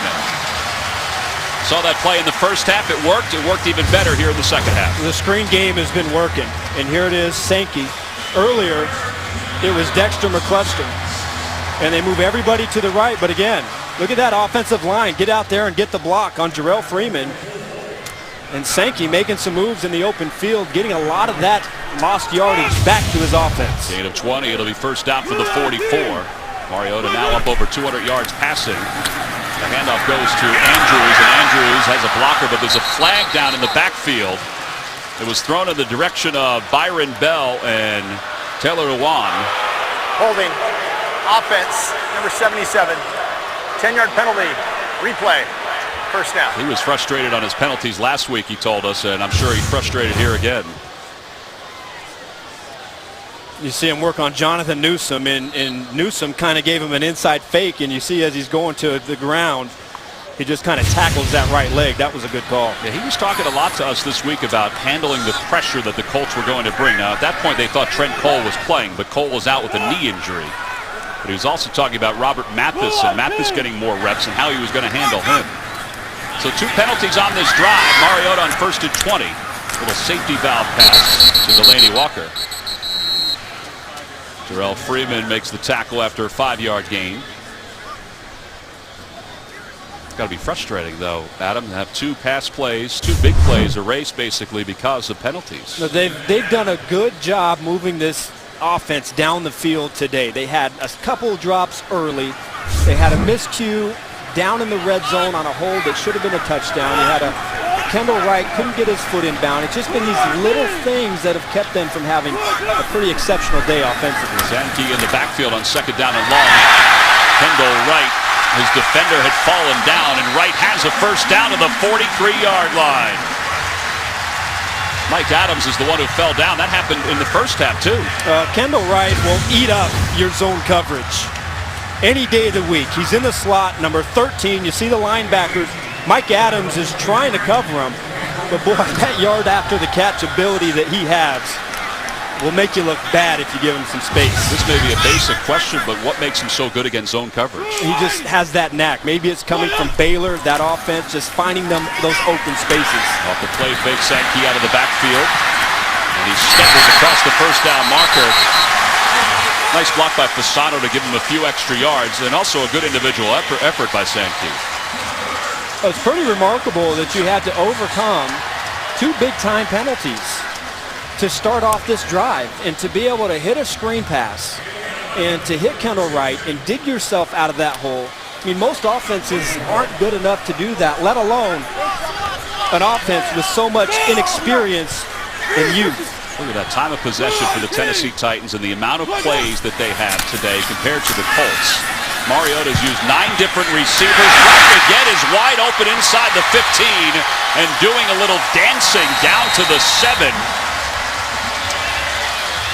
24-yard gain. He has 5 receptions for 70 yards. And Taylor Lewan is injured and down in pain at the 38-yard line.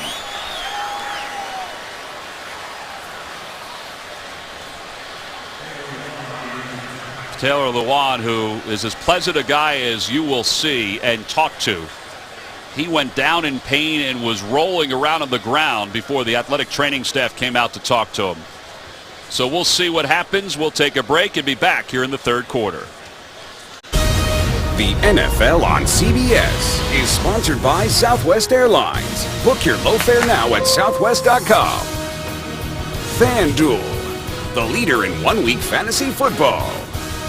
And by Dodge.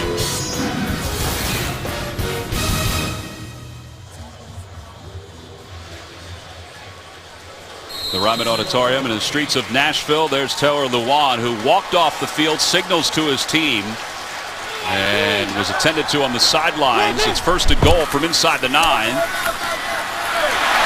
the Titans knock it on the door. Antonio Andrews into the end zone. Tennessee takes the lead.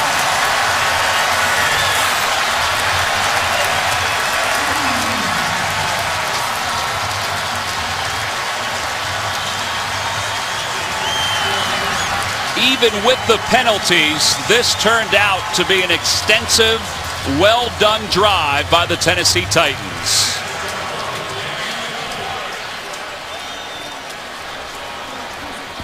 Antonio Andrews inactive the first 2 weeks because of a hamstring injury. Picks up the touchdown run of 8 yards. And it's 16-14 Tennessee. Andrew Luck is probably just thinking, man, let me just get out on the field and get some time.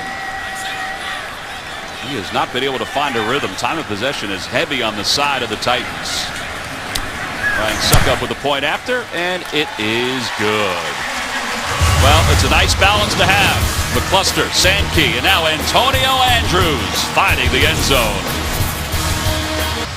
Antonio Andrews, an 8-yard touchdown run, 6 plays, 66 yards. It took 3 minutes and 42 seconds. They had to overcome 2 penalties before Andrews could pick up his first ever NFL touchdown. That's the biggest thing that stands out, to be able to overcome that early deficit. But boy, the growth from week 1 to week 3, Mariota, downfield passing concepts.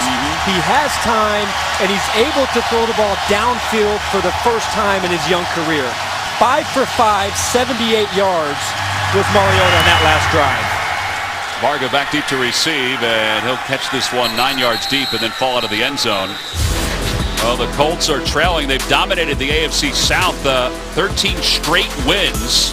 In fact, the last time the Titans won a game against them, Matt Hasselbeck, the backup for the Colts, was the quarterback. They've outscored their opponents last year 185-85. We were here for one of those games. They were dominant. And again, the last win for the Titans, 2011. Matt Hasselbeck was quarterbacking the Tennessee Titans at that point. It's first down. Andrew Luck down by 3.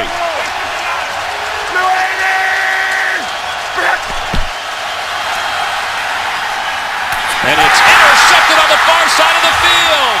Parrish Cox inside the 10. He's down at the 3-yard line.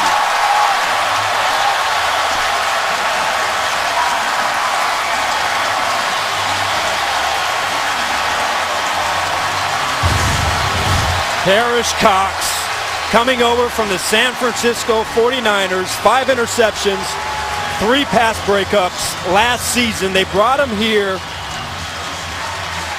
to get somebody to make plays on the football, and he reads T.Y. Hilton's mail. Perfect technique, jumps the out route, and makes a tremendous play for that Tennessee Titans defense. That was textbook technique outside by Parrish Cox. That's 6 interceptions this year for Andrew Luck. So each team now with a turnover, and it looks like Tennessee is going to go for first and goal from the 3. He's going to go with their big man, Dorial Green Beckham, as one of the extra receivers in the huddle. Now every turnover is reviewed, and that's what they're doing right now. 9:41 to play in the third quarter. The Titans have scored 17 unanswered points, and they're knocking at the door again. Don, they don't need to look much to see how pretty Parrish Cox's technique in man-to-man coverage out there. That's exactly the way you teach it. A cluster in the backfield. Green Beckham is off to the right side. Low snap. They're going to launch it to the corner of the end zone. Dorial Green Beckham with his second touchdown of the season.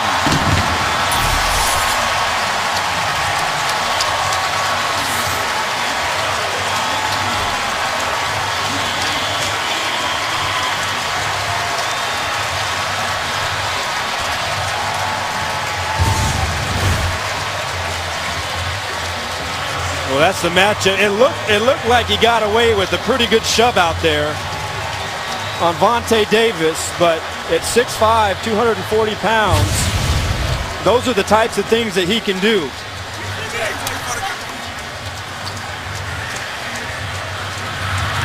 I think Vontae Davis was saying that he got pushed off. And there was a lot of hand fighting and jockeying for position. The question is, did Dorial Green Beckham extend his arms to get Davis off of him?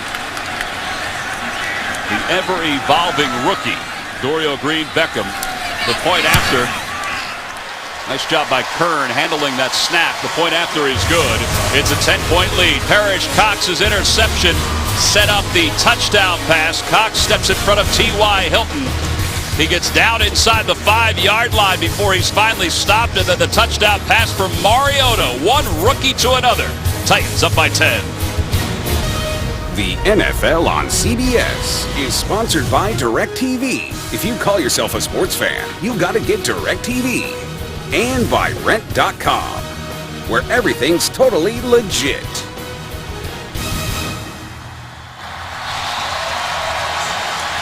Ken Wisenhunt was talking about the fact that it would be 35 days between road games for his team because of the way the schedule is broken out. He said, we can figure some things out, get this young team settled in. Well, they're getting settled in here. They're up by 10 with 9:36 to play in the third quarter.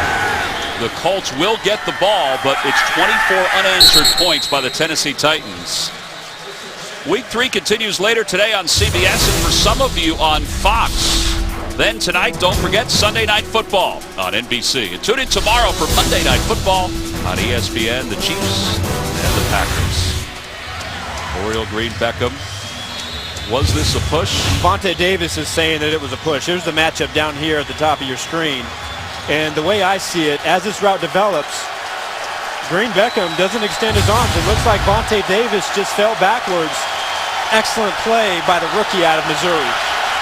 21 points in the last 5 minutes, 43 seconds of game time for the Titans. Here's Luck, and he's under pressure, and he just dumps it off. He threw it in the direction of Frank Gore. Well, you talked about the Colts' objective defensively was to put pressure on Mariota. The Titans look like they're dialing up the pressure right now on Andrew Luck. Yeah, they played it a little bit conservatively in that first half. But right now, this offense, they look out of sync. And they just don't seem like they have a lot of confidence in what's happening right now.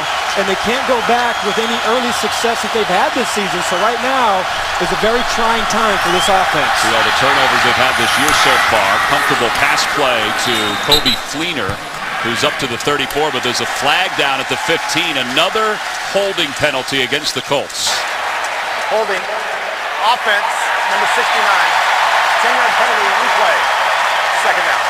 We asked Chuck Pagano, how do you fix it? Technique was a big thing. It's hard to fix these penalties. Yep. That's Hugh Thornton, and I believe that's Jarrell Casey, who has a get-off. You see he just grabs him and slams him down to the ground. That's an easy call. Boy, it's this has been a story.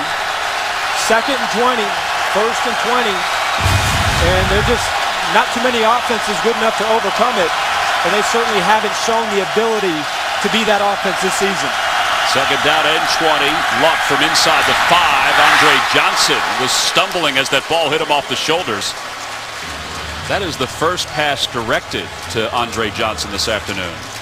Well, T.Y. Hilton has been the target of choice this season for Andrew Luck. And boy, Andre Johnson comes wide open over the middle, and that ball just bounces off his shoulder pad. But, you know, I really think that Andrew Luck is missing that go-to target, that guy that he could throw the ball to when he's covered and he knows he's going to make the play. And that's what Andre Johnson has to be for this offense. Titans are showing blitz on 3rd down and 20. Luck from his end zone has Fleener, and Fleener just gives him some breathing room up to the 20-yard line. Michael Griffin and Damon Stafford in on the coverage. It was Stafford who made the tackle. Up inside again, Jarrell Casey goes through that left side of the offensive line. He is active. Dick LeBeau dialing up the inside pressure, bringing in Orakpo, getting Jarrell Casey in a one-on-one matchup, and this offense is uncomfortable right now.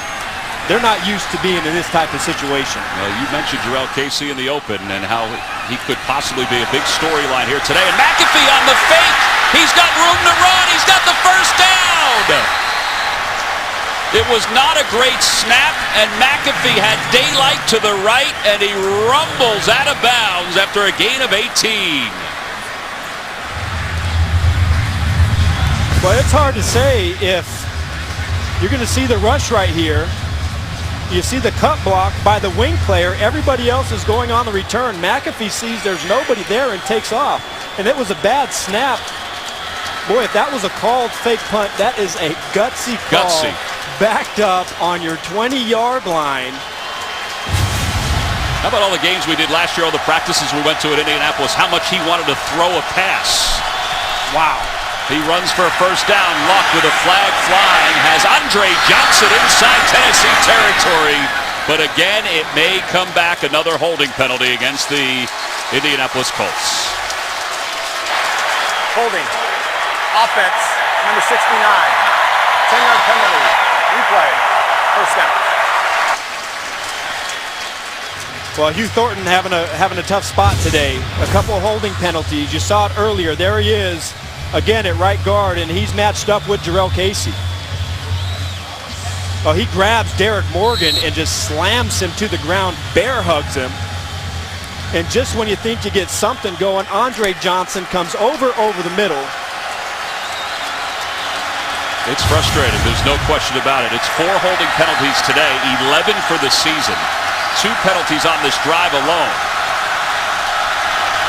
It negates a 37-yard pass play. Here's T.Y. Hilton. Well, you talked how important T.Y. Hilton is, and right there his athleticism was huge. It was a great grab. Slant inside. He gets inside position on Parrish Cox. Look how he goes up and just snatches that ball out of the air and gets upfield. But boy, you know, we talk about getting Andre Johnson involved, and he had the drop, and then he comes open, has a big play down the field, but because of undisciplined technique on the offensive line, it put the offense back. 4 yards for a first down. Luck is under pressure. He gets away, throws off his back leg, and it's intercepted. Zach Brown high in the air, comes to his feet, has some room along the sidelines, one man to beat. Nope, he runs into his own man inside the 15.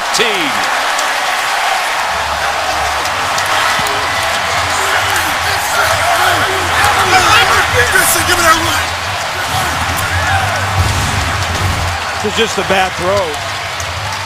Avoids the early pressure. But there's 3 Tennessee Titans right there. Zach Brown is right in the throwing lane. An athletic linebacker who missed all of last season with a pec injury goes up and gets an easy interception. That's 2 poorly thrown balls today. The first one on an out route to T.Y. Hilton, intercepted by Parrish Cox, and that one a gimme to Zach Brown. This defense has frustrated Andrew Luck and the Colts. Andrew Luck will be credited with the tackle, but it was really Derek Morgan who was in on the tackle, his own teammate. Otherwise, that would have been another 6. Taylor Lewan, by the way, is back in. He left earlier with looked like an injury, but he's okay. Well, expect the shot. Right now, the Colts are reeling offensively and defensively. Delaney Walker in motion. The handoff goes to Andrews, and Andrews inside the 10 to the 9-yard line. DeQuell Jackson makes the tackle. Look at this. Last 10 pass attempts. Check, check, check. TD, TD. I mean, look at all the green. Just one red X. Well, he's got to think his offensive line has done a terrific job. This has been an unbelievable bounce-back game for those front 5. But you have to also credit Mariota, because he's throwing the ball down the field, and he's scanning the field and finding the receivers that are getting open against this Colt zone coverage. Second down, they need to get to the 3 for a first down. 6:05 to play here in the third quarter. Kendall Wright tried a one-handed grab, but he just couldn't hang on. Well, that would have been a special grab. It was nice. I would just run a slant. It was a great play-action pass. Kendall Wright trying to get over the free safety, Dwight Lowery, but I just run a slant to Kendall Wright. Right now, the Colts haven't been able to stop that play. And Kendall Wright has found a groove here today with his quarterback. 3 receivers off to the left. Hunter is off to the right by himself. Walker in motion. Quick drop, quick pass. It's complete. Kendall Wright inside the 5. Close to a first down.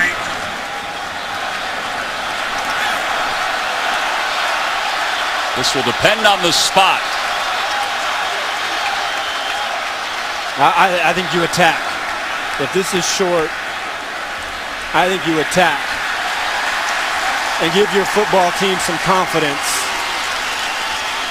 against the Colts. How about 3 tight ends coming in and Jalston Fowler? That's essentially 4 tight ends. And now they have Klug coming in as well. And a timeout is called. First charge timeout, Tennessee. This is a 30-second timeout. 5:19 to play here in the third quarter. A 10-point lead for Tennessee. They were down 14-0. Tomorrow on The Late Show with Stephen Colbert. Don't miss special guest First Lady Michelle Obama. Plus Mindy Kaling and John Legend. Tomorrow on The Late Show. 4th down and a little more than 1. Tom, heavy personnel. Yeah. You bring in all the cattle. Gear up for a short yardage run. This is an excellent time to spring a naked bootleg by Mariota. You haven't shown it so far this year. You get everybody geared up to stop that run inside. Is eligible. Let number 8 show his speed to the edge. He has no rushing attempts here this afternoon. Klug is in as an eligible lineman. Jumbo package, unbalanced on the left side. And the handoff goes to Fowler, who lowers his shoulder for a first down.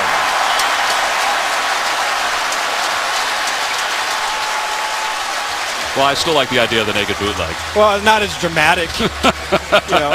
Not as many style points. I thought it would have been a sweet one to see number 8. He would have got a touchdown, but evidently coach wants to just get a first down. Well, they're going to keep that jumbo package in. 3 tight ends. Fowler is the deep man. Klug is the up man. The handoff is fake to Fowler. Mariota looking to throw. Now he's going to dance, and he throws it out of the end zone. That's the first time I think he's been down on the ground this afternoon. I mean, truly, you and I did the Browns game last week. He was hit, banged, thrown to the ground. He had a bad ankle, and today they have protected him beautifully. Yeah, I think it'd be nice to see him break the pocket, get a run-pass option, because he's so fast.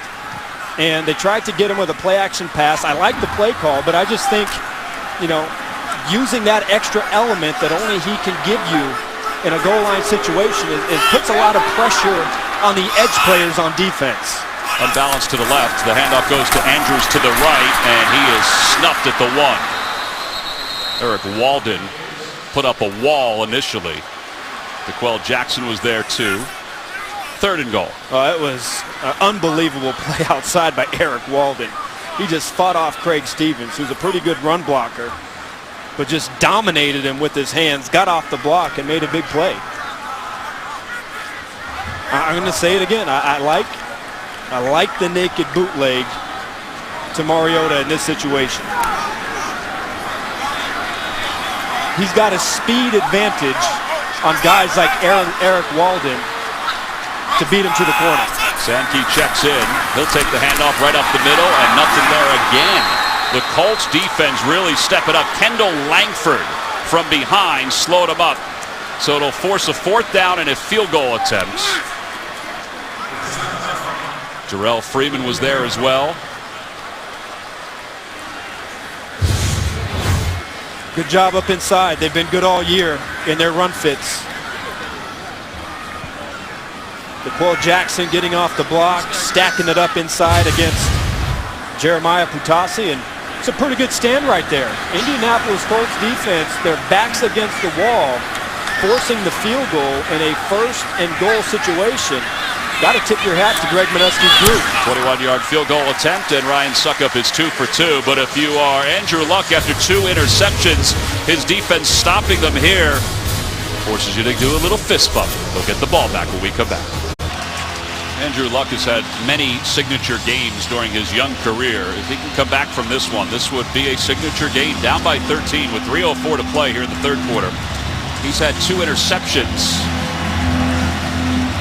that have set up 10 points for the Titans. Varga will let that one go over his head. Sounds like a broken record, and the Colts will begin on the 20-yard line.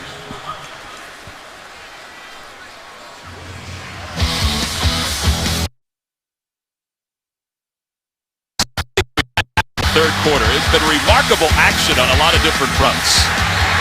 The big thing that stands out, you have 2 poor throws here in the second half by Andrew Luck that has set up the Titans in scoring position. And to their credit, they've been able to take advantage of those situations. But those are some poor throws, but the offensive line has to step up and take up some responsibility. They are really hurting this offense. Andrew Luck steps up in the pocket. He'll roll to his right, and he's going to try to run it. Andre Johnson shoves Sensabaugh just at the last moment as Luck runs out of bounds. Thornton was emotional on the last series. This is over on the sidelines. Chuck Pagano just trying to keep him positive. They've been trying every single combination. Todd Harriman comes over here from Philly. Lance Lewis was the starting left guard for the most of this season. They come out with a different combination today. They kick in Jack Mewhort back to left guard, but the inside play of the offensive line has just killed any opportunity that this offense has tried to create. On 2nd down, Luck wrapped up as he throws, incomplete. We've got an injury update of Ben Roethlisberger. JB, take it away. And Tom, he has been Mr. Durable. He sure has, JB, but right here you're going to see Mark Barron. He's going to go low right here, gets tripped up, certainly not intentional, hits Ben Roethlisberger's knee. He gets carted off the field. You see the look on his face, devastation right now in Pittsburgh. He's been ruled out, will not return for the rest of this game. We'll keep you updated as we get him. Tom and Adam. All right, guys. Boy, that is a tough injury for the Pittsburgh Steelers. Low-scoring game. Here, 27-14 Tennessee. Third down, and the pass swatted away. Derek Morgan got his hand into the lane of that pass from Andrew Luck. And again, the Titans defense stands tall. This is all out. Zero blitz. Look at all these defenders right here. There's nobody in the middle of the field. They are sending every single defender to get to Andrew Luck. And the Colts cannot capitalize. Excellent play outside by Derek Morgan. But even if he completed that pass, that was going nowhere. This defense came to play here today. Dexter McCluster back deep to receive. McAfee had the fake punt the last time. It's the only first down this half for the Colts. And McCluster to the near sidelines, has it at the 24 and is taken down quickly. Good special teams play. Clayton gathers his second special team tackle. Well, Mariota has been in control thanks to his defense, but also with the way he's running this offense. 21 of 32 for 271 yards. And here's the comparison to the two. And I think one thing that Mariota's had is he's had time compared to Andrew Luck. It's a major difference. But you've seen good growth from Mariota. And down the field has been a big part of it. Keeping his eyes downfield, finding the matchups. But those guys up front are handling the Indianapolis Colts defense. There has been no pressure on Mariota today. And you see when quarterbacks that are talented have time, they can pick your defense apart. From the 21-yard line, Antonio Andrews is the deep man in this I formation. That's Fasano in motion. Andrews takes the handoff. Not much on the right side, steps inside. And he'll get a couple and moves the pile up toward the 25-yard line. That's a pretty strong run of 4 yards. That man needs a stop right here. Something has to happen. And just, you know, the one thing with this defense, there's just a lack of big-name playmakers. Those guys that can just win those one-on-one battles and get to the quarterback and force those turnovers. They just don't have that. And right now, somebody on this team has to make a play, give them a spark, and give this football team some confidence. Ben Cole out with a knee injury. Robert Mathis is healthy, but not 100% as that play is blown dead. Looks like we have a false start on the Titans. Prior to the snap, false start, offense, number 13. 5-yard penalty, second down. See Kendall Wright, he's not even involved in the run play. Body moved. That's not a good play. It looked like Dexter McCluster had a little bit of room right there, too. He did. Well, there's that time of possession we've been talking about. They've doubled up, essentially, the Indianapolis Colts possession time. Sankey checks in the backfield. Second down and 11. Off the play fake, Mariota has time. Boy, he's been clean today. Lofts it to the 46-yard line. Craig Stevens with the reception of first down and then some. Yeah, two tight end set. You're going to see a double wing. Craig Stevens is going to come out here in the flat and get behind the cornerback that's dropping. And again, the time. These routes cannot develop unless you have time in the pocket to throw it. And again, Mariota sees the flaw in the defense and pushes the ball downfield. 27-yard gain. He is angling toward 300 yards passing here this afternoon.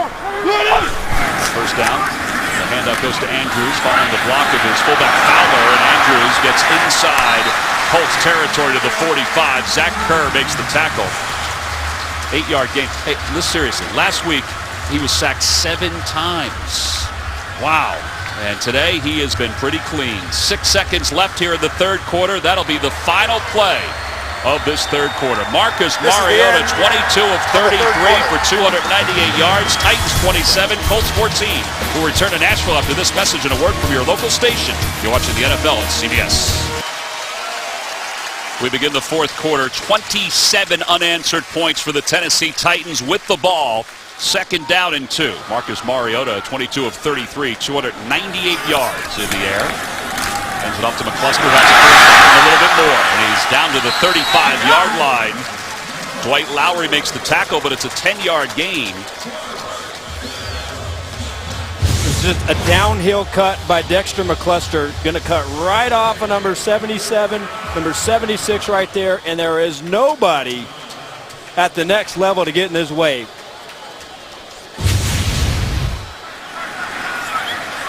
First down for the 35. Cluster's out, Sankey's in. He'll take the handoff, running left. And he'll gain 5. So they're running some time here too, but they're also picking up some big chunks on these run plays. They are. The Colts defensively, they've been out there a lot in this game. It's just right now you're seeing a lot of confidence from the offensive line of the Tennessee Titans. They've been able to handle them in pass protection.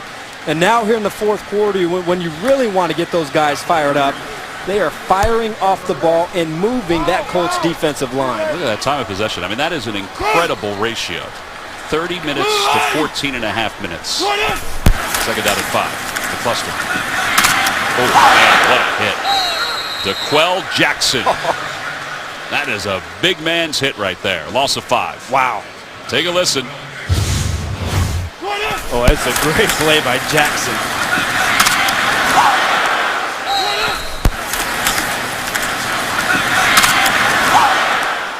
Yeah, that's face mask to face mask right there. Well, he gets off the block. He beats the rookie outside, Jeremiah Futasi. Gets off the block and makes a big-time hit.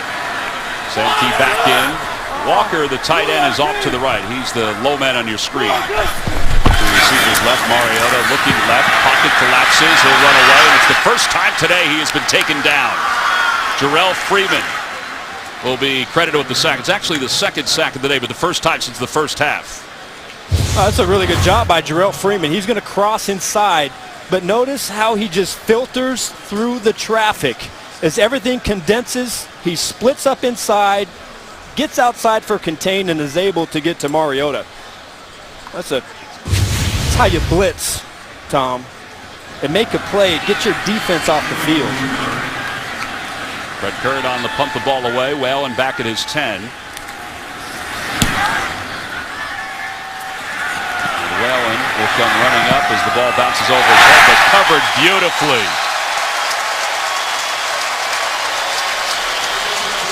Leedy Ray Wilson in on the coverage on the punt team.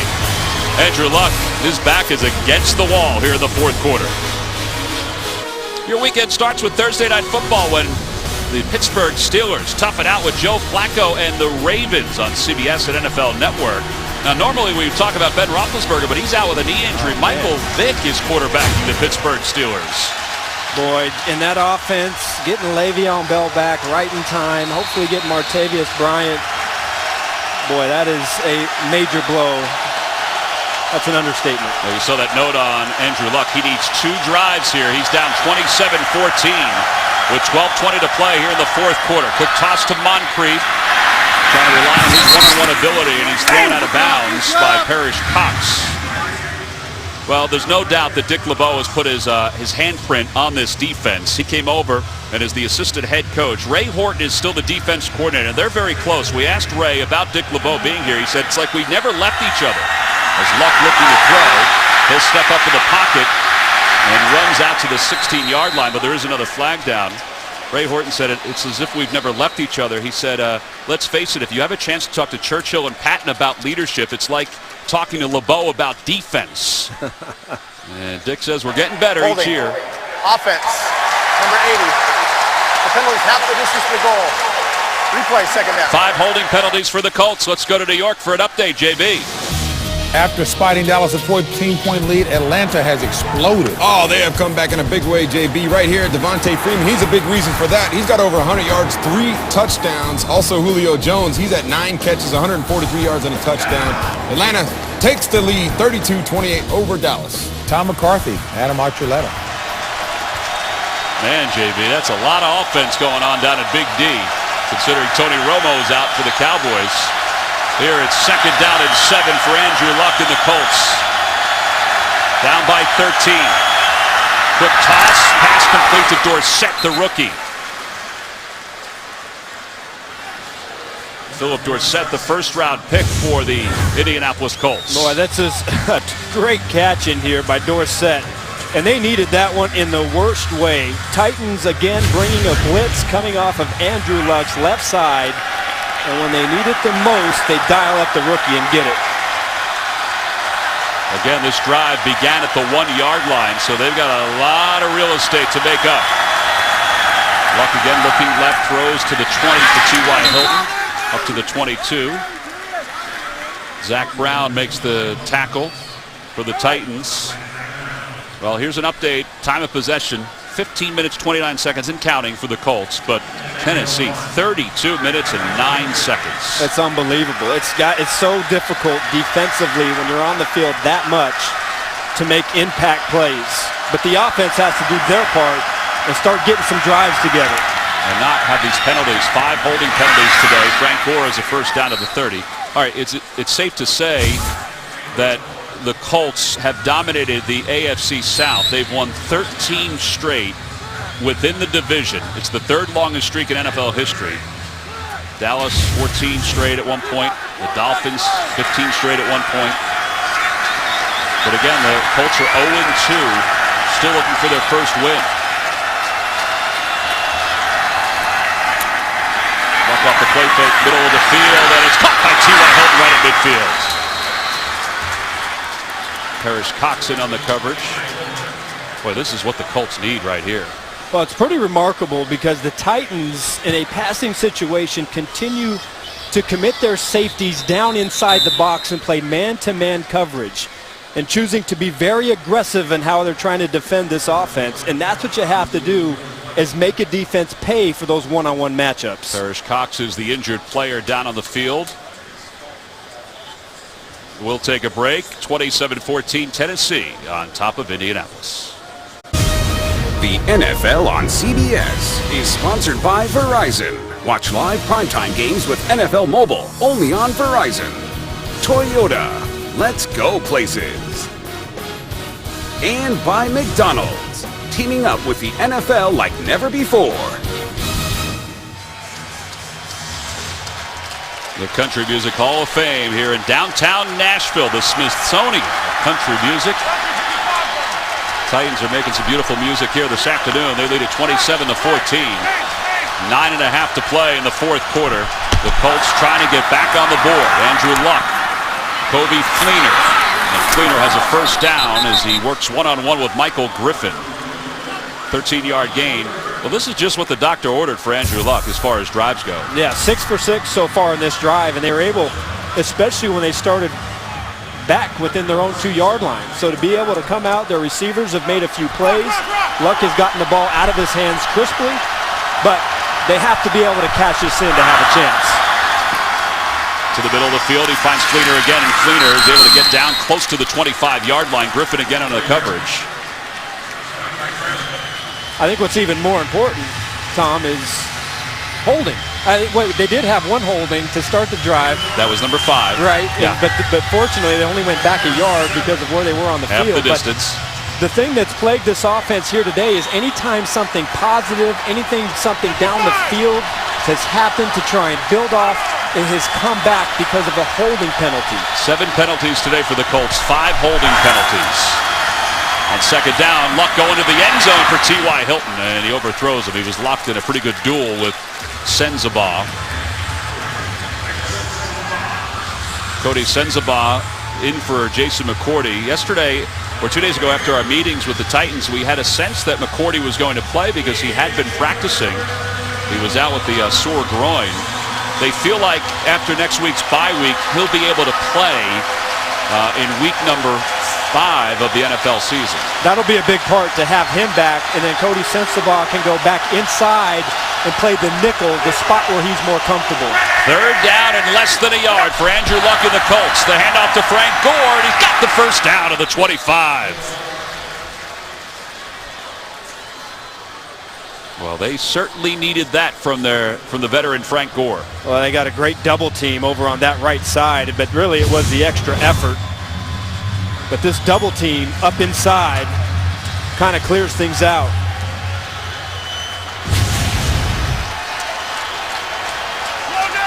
Colts now with 99 yards on the ground. Luck, a little hitch to the right a couple of times. Now rolls and throws on the run. Pass is incomplete.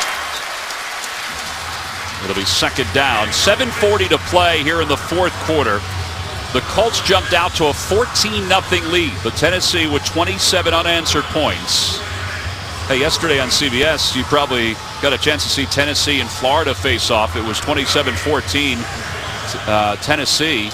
And Florida came back and won that game. So anything can happen in the sport of football. It can, but time's running out. 7:40 left in the fourth quarter, and Tennessee's offense has not seemed like they want to get off the field. So right now, you have to get in the end zone as fast as you possibly can. Flags come flying, and I think we got a false start. False start. Offense. Number 75. 5-yard penalty. Still second down.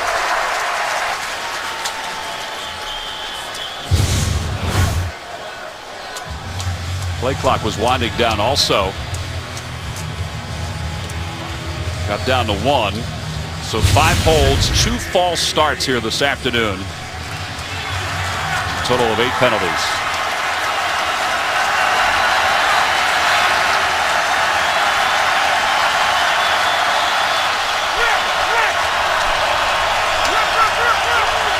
Titans showing blitz. Luck steps up, tries to avoid it, wrapped up and holds onto the ball, and he is down at the 35-yard line. Jarrell Casey, he's a game wrecker. Well, this happened because of Cody Sensabaugh and his coverage on T.Y. Hilton. T.Y. Hilton's right here, and he's going to run an angle route. But watch as this route develops. The coverage on Sensabaugh right there, and that's where Andrew Luck was trying to go to, but he was blanketed, and that's what allowed the pass rush to get to Andrew Luck. Nice coverage by Cody Sensabaugh and T.Y. Hilton. And now a 3rd down and 20. Luck, middle of the field, looking for Dorsett, leaping grab, touchdown Colts! The rookie, Philip Dorsett, they said he was ready, and he looked more than ready on that 35-yard touchdown reception.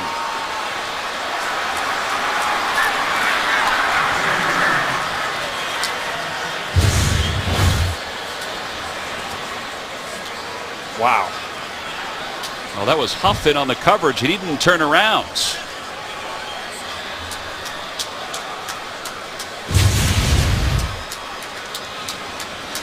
So it's 6:49 to play here in the fourth quarter.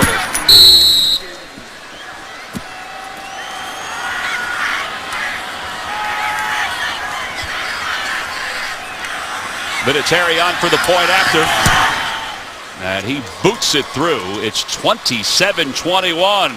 6:49 to play. Maybe Andrew Luck has a little magic left in him yet. Thanks to the rookie, Dorsett. Well, Andrew Luck was the first overall pick in 2012. And then, of course, Marcus Mariota selected 2nd overall this past year. Jameis Winston, number 1.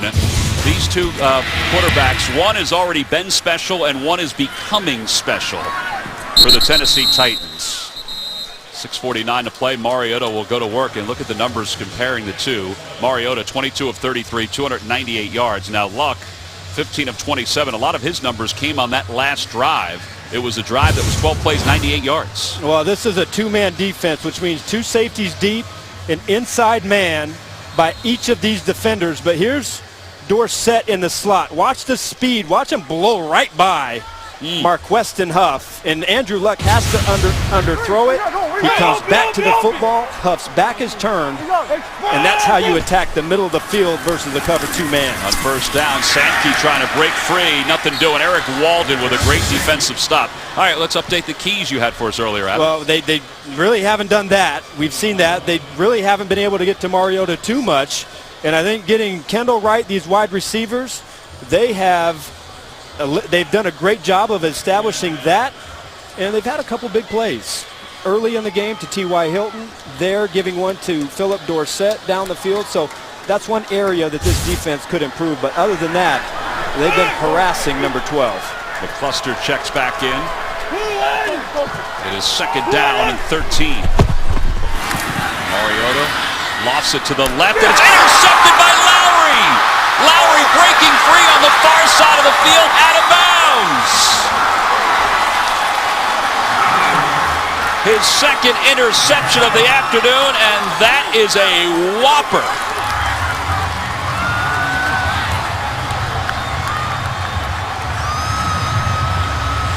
Wow, this is Telegraph City.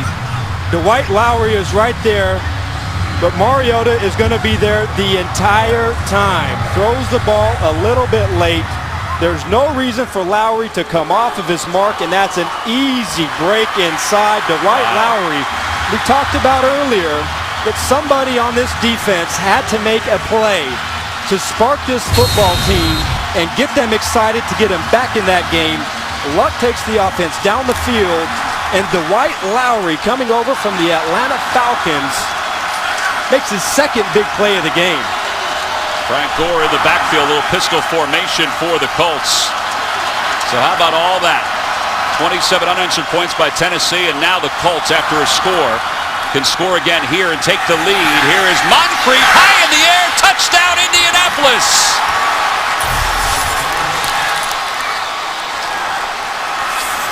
You want to talk about precision? The Colts have tied up the Titans with 5:53 to play here in the fourth quarter. Dante Moncrief.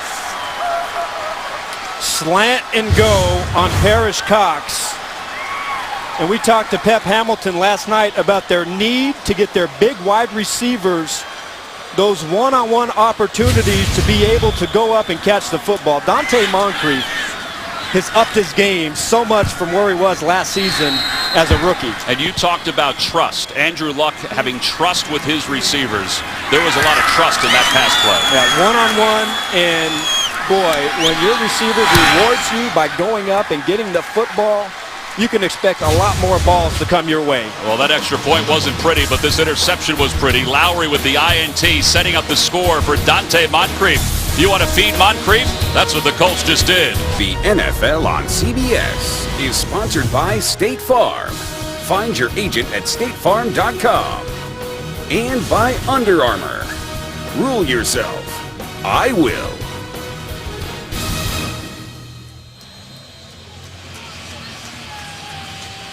On a warm autumn day along the banks of the Cumberland River, the Indianapolis Colts have shown some life here in the fourth quarter. They've taken the lead 28-27. And now can the young gunslinger from Hawaii answer? Andrew Luck certainly has answered in this fourth quarter. There's Marcus Mariota. He'll get the ball back with plenty of time, down by one. Oh, it's unbelievable what the Colts have done here in just their last drive. And their defense has played a big part of it. They had the big pick six early in the game.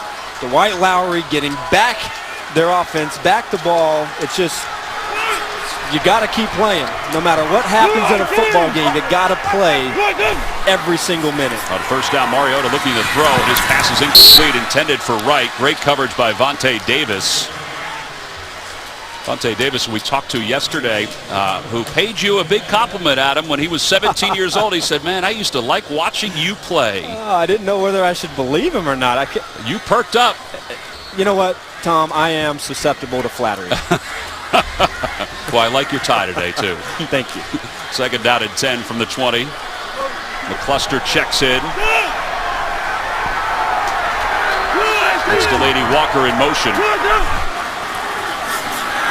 Mariota steps up in the pocket, and he throws as he's falling to the ground. I think that was the rookie Henry Anderson, who was in the neighborhood, that forced Mariota out of the pocket.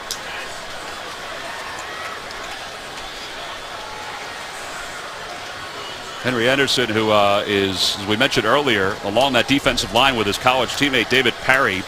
Anderson said earlier this season when he was asked at Stanford which teammate he would want to bring with him to the NFL, he said, well, David Parry, of course, he makes me better. And they are teammates now with these Indianapolis Colts. Third down and 10. Mariota down by one. Throws, and it's incomplete. Harry Douglas was the intended receiver. Vontae Davis, boy, he was all over his backside, but he knocks it away. And How about the Colts defense over the last 2 drives really coming of age? It's really kind of unbelievable because this defense looked like they were gassed. They were on the field so much today, especially in that second quarter and in that third quarter. It didn't look like they had any more in the tank, but you get a big play by your safety, Dwight Lowry, Andrew Luck, and the offense comes to life, and then all of a sudden, this is a different ball game. Driftwell and back deep to receive. That's Kern on the punt.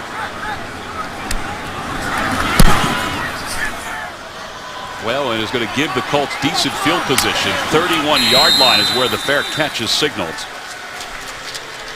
Stay tuned for the NFL Today update presented by FanDuel. Time permitting, join JB, Tony, Bart, Boomer, and Coach Cower for all the latest NFL scores and highlights. Well, 2 scores in this fourth quarter for Andrew Luck. And now with 5:29 to play, don't forget they have a weapon that they haven't had in years past. And that's Frank Gore, who can kill time with the best of them in the backfield. Yeah, it's got to be Gore time. Right now, this is a classic 4-minute offense. And you've got to be able to, if you're the Indianapolis Colts, to be able to close this out. No penalties. And keep on grinding. 12 carries for Gore. Nope, they're going to throw, and they dump it off to Jack Doyle, the tight ends. And Doyle has the first down and much more out toward midfield. How much did that 98-yard drive give this Colts offense some confidence? Well, it had to. And I think you see what can happen, what they're capable of if they just don't have the mistakes. You know, they did have that holding penalty, but it wasn't a 2nd and 20 situation. They were down by their goal line. But if they don't make mistakes and allow their playmakers to just go out there and do what they do, then that's the kind of Colts offense that you can get.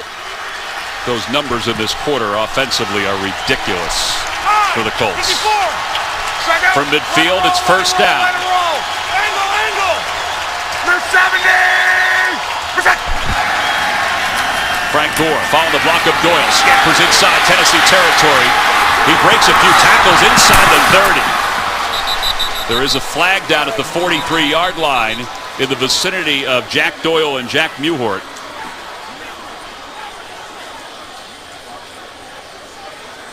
That may be against the Tennessee Titans. We shall see. Gain of 25.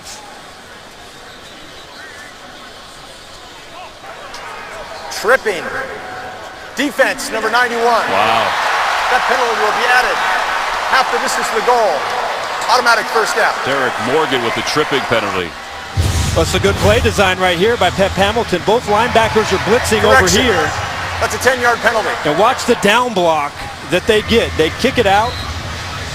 And Gore. Oh, yeah, I could see it with his left leg. He reached back at Frank Gore.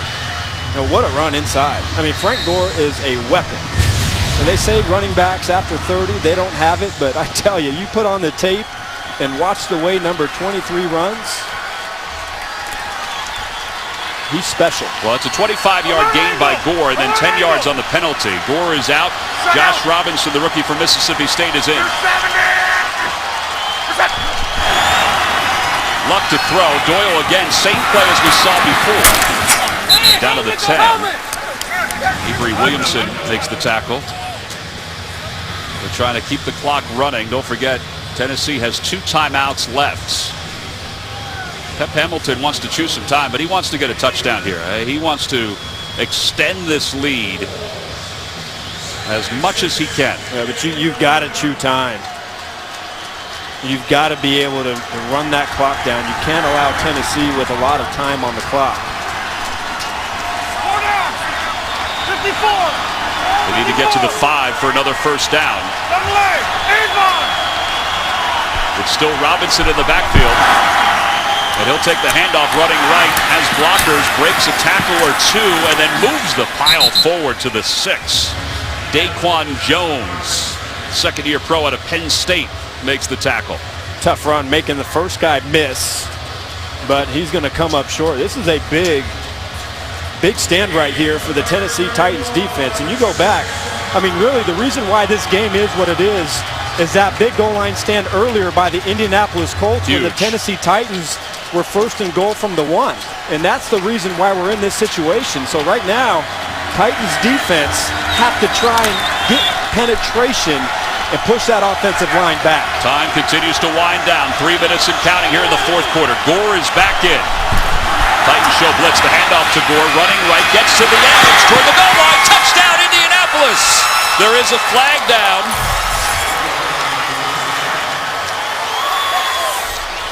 No flag. No flag. It's a white towel that's down on the field. Touchdown, Colts. 34-27, Indianapolis on top on a 6-yard run by Frank Gore. Wow, what an impressive drive for the Indianapolis Colts. Starting it off, getting it out to their seldom used tight end, Jack Doyle. Mixing in a little Frank Gore. Gore pops a big run. Another pass to Jack Doyle. And then Frank Gore caps it off. How big is it to have Frank Gore in your backfield? I mean, 14 carries, 86 yards, but just how hard he runs the football. They haven't had it. It's been a glaring weakness in this offense for the last 3 seasons. Big extra point, and it is good. It's an 8-point lead, 35-27 with 2:51 to play here in the fourth quarter. This has been a remarkable turn of events for the Indianapolis Colts and, honestly, for Marcus Mariota. Colts last year started 0-2. We were in Jacksonville when they bounced back and won that ball game and won their next 5 games. They wound up winning the AFC South 11-5, 3 straight years of 11 wins for Chuck Pagano. They beat Denver in the postseason and lost to New England in the AFC Championship game. 4 teams have gone 0-2 to start the year and have made the Super Bowl. The last time was 2007. The Colts 2 minutes and 51 seconds away from winning again against the AFC South. But the Titans only 1 score away from tying this ball game up. And the Titans and Mariota have shown that they've done a really good job of being able to drive the ball down the field. And so, boy, this secondary, remember, this is the beat-up Colts secondary that has had some trouble with some matchups here so far today. So, an excellent chance for Mariota to run the 2-minute drill to come back in this game. 2:51 to play. All right, here's the score by quarters. So the Colts jumped out to a 14-0 lead. Then the Titans scored the next 27 points. And now here in the fourth quarter, the Colts have scored 21 points to take a 35-27 lead. You got to give Andrew Luck some credit, but you know, this offensive line, 5 holds, 2 false starts today. They've really stepped it up here in the fourth quarter. But no penalties. Last 2 drives, no penalties. First down for Mariota. Look at the total yards this quarter alone for the Colts. Mariota in the pocket. It's collapsing, and he's taken down. The ball is loose, and it's picked up by the Colts. They're going to say Mariota was down, though. We haven't called Robert Mathis's name all day long. They were picking their spots for him to come in off the Achilles injury. That was a pretty good spot. Second down and 16. Whistle blows, flag comes in, challenge flag comes in. Chuck Pagano's thinking, I think that may have been a fumble.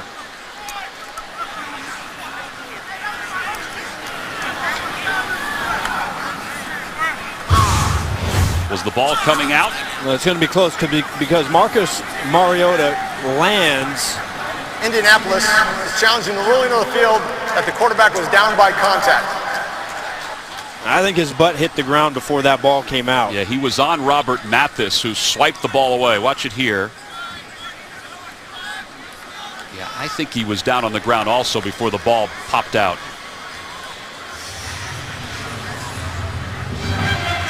Right there, his butt is on the ground, and then the ball bubbles out of his hands. Hey, how about Robert Mathis saying, hi, I'm here. Oh, yeah. Who's number 98?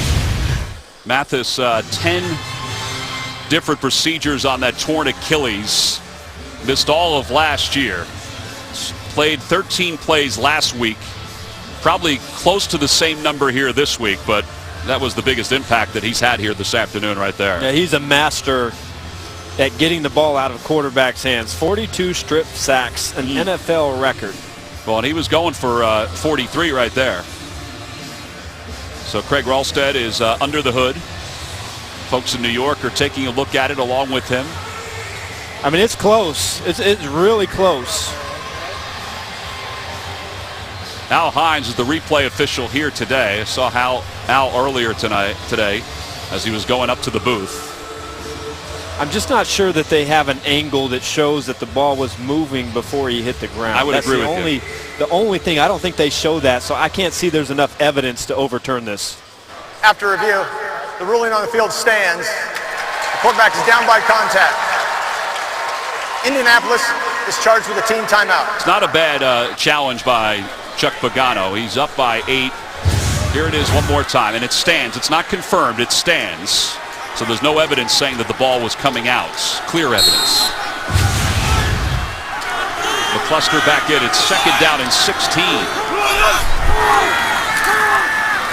Mariota dumps it off to Delaney Walker, who's up to the 20-yard line. Terrell Freeman in on the coverage, so it's third down and 10.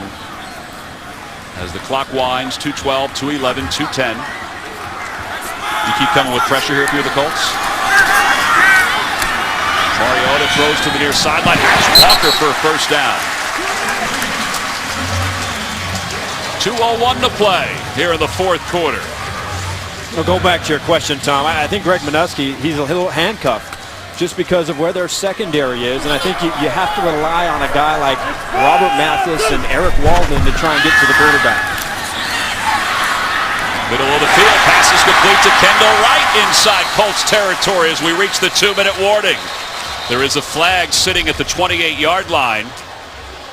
I think they got Jamon Meredith, who basically bear-hugged Kendall Langford inside. Personal foul. Roughing the passer. Ooh. Defense, number 93. Leg hit on the quarterback. That 15-yard penalty will be added to the end of the play. Automatic first down. Eric Walden with a huge penalty roughing the passer. The 2-minute warning. The ball is moved to the 32 of Indianapolis. We have reached the 2-minute warning here in Tennessee. Well, this is the roughing the passer penalty that was charged to Eric Walden that extended this drive. 20-yard completion plus a 15-yard penalty. You can draw your own conclusions on that. It's first down from the 32. Delaney Walker in motion. Plenty of time for the Titans. They've got Walker, and Walker's out of bounds inside the 25 to the 21. Colts right now playing soft defense. Extremely soft defense. There's no pass rush. And Mariota will take that every time. With a minute 50 left, dump it off to your tight end, pick up 10 yards. That's easy money. Yeah, Walker went out of bounds to stop the clock. They don't have to use a timeout. They have plenty of time still. He lost toward the end zone for Harry Douglas, and he overthrows him. 1:45 to play. You okay with them taking a shot there? Yeah, absolutely. They've been able to drive the ball down the field. Now, they haven't really gotten a chance to make a great connection down the field with Harry Douglas. I think maybe there's some better options. Get Kendall Wright isolated on somebody. Justin Hunter, allow him in that big frame to go up there and get it. Maybe a good chance to get the rookie, Dorial Green Beckham, a chance to go up high. Beckham's off to the right. That's Wright in motion. Mariota under pressure, trying to get away. Just dumps it off to Green Beckham. Inside the 5, and he's upended at the 3-yard line.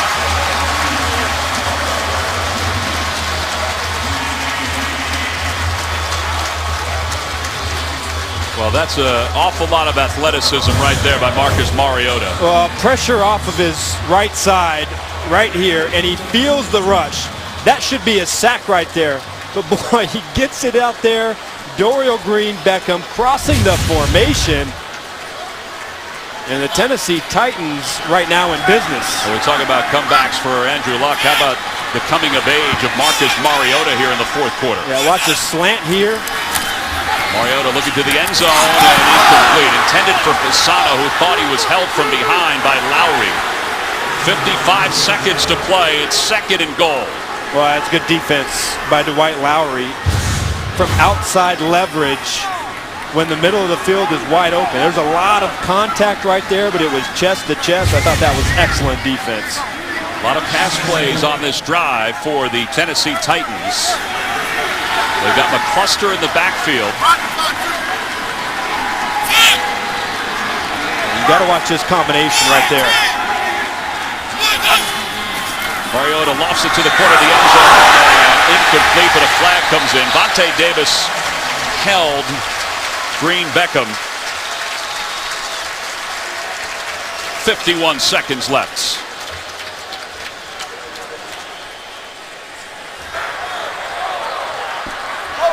Pass interference.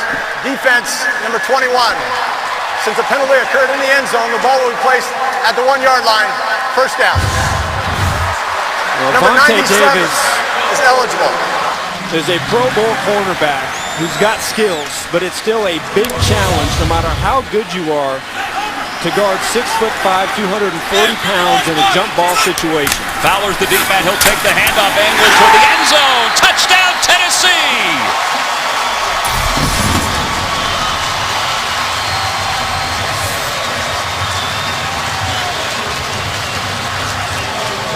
Jalston Fowler, the rookie.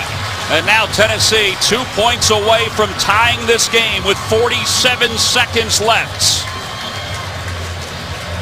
So 2-point conversion time for Marcus Mariota. Do you rely on his athleticism, or is there a certain play that you're looking for? Well, you're going to have to isolate, I think, your playmakers. You look for Kendall Wright. You look for guys like Dexter McCluster. Get them isolated on a little matchup inside, because that's where Mariota has shown his best accuracy. To tie this game up, 47 seconds on the game clock. It's 35-33. Indianapolis on top. Kendall Wright in motion. McCluster in the backfield. Mariota looking left, passing left, incomplete. Flags come in. Harry Douglas was pulled to the ground. Jalil Brown was in on the coverage.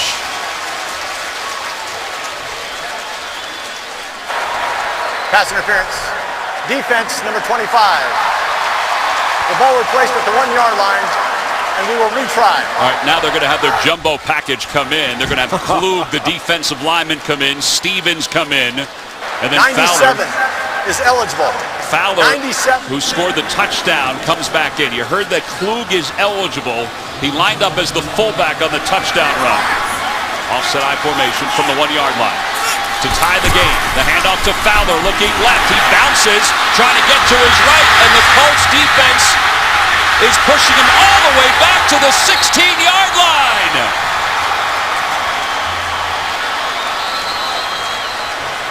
For the second time today, the Colts defense stops the Titans from scoring some points, this time on a 2-point conversion attempt. And Fowler is hurt.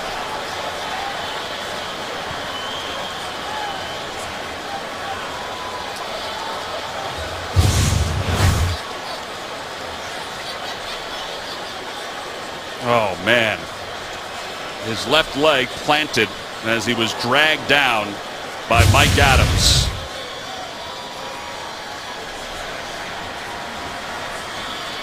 He just scored the touchdown to pull the Titans within 2. They get the penalty on the pass attempt to Douglas to put the ball on the 1, and they try the same play that led to the touchdown, and this time the Colts and their defense stood tall in the 2-point conversion. Well, they tried to run behind Byron Bell, 6'5", 340 pounds, their best offensive lineman, Taylor Lewan, right here at the point of attack, but they just got rejected by the Colts defense. Bjorn Werner really is the guy coming off of the edge that stacked it up. That was an unbelievable effort from the former first-round draft pick to send Fowler the other way. Well, now if you're the Titans with 47 seconds to play, you think an onside kick in this spot? Well, you got no choice.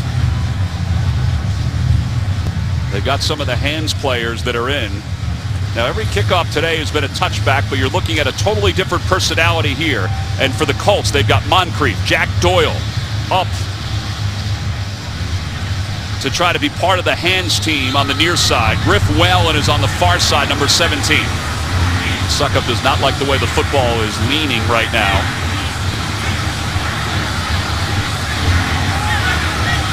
Well, here we go. The onside kick. The bounce out of bounds.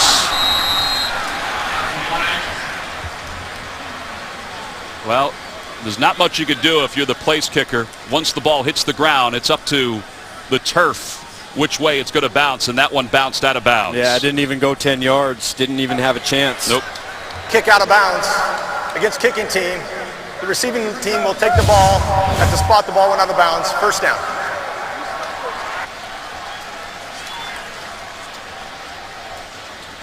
Yeah, sideways bounce. And now if you're the Colts, you just have to run a couple plays. I tell you, this, if you're a head coach, there's a lot of 72. tension involved in this kind of a game if you're Chuck Pagano. There's a lot on the line for both of these football teams. Ken Wisenhunt trying to establish the Titans as one of the power players here in the AFC South. And, of course, Chuck Pagano trying to avoid that 0-3 start. And it was not looking good for his football team. But I tell you, the star of the show today, the 2 interceptions by Dwight Lowery, but that defensive line, 2 massive goal line stands that were the difference in the game. Andrew Luck will just take a knee. Victory formation now as the clock winds down. And for the Colts, their streak is going to go to 14 straight against the AFC South. What a dominant run. It's the longest active streak. And it's tied for the second longest streak against the division in the history of the NFL. Reminder that they started 0-2 last year. They won 11 games, went to the AFC Championship. In this game, they looked like they were lost. They scored 21 fourth quarter points, and for Andrew Luck, 11 of 14 for 144 yards in the fourth quarter alone, and 2 touchdowns. Don't forget our doubleheader is coming up next. Chicago, Seattle, Buffalo at Miami. You will see one of those games. Luck will take a knee one more time. Marcus Mariota showed a lot of really strong components today to his game. He did have 2 interceptions. The second one to Lowry was a huge one. Yeah, the first one was a great play by Josh Thomas. He didn't recognize the coverage. Josh Thomas made a terrific play. The second interception was telegraph city the entire way, and just one of the poorly thrown balls that he threw today. You know, those things are going to happen, but there were so many unbelievably great things that he did in this game. This was a great building opportunity and a great experience for the young quarterback. Last play of the game, and Andrew Luck takes a knee. The Colts survive. They win at 35-33. Let's go to New York with James Brown. JB?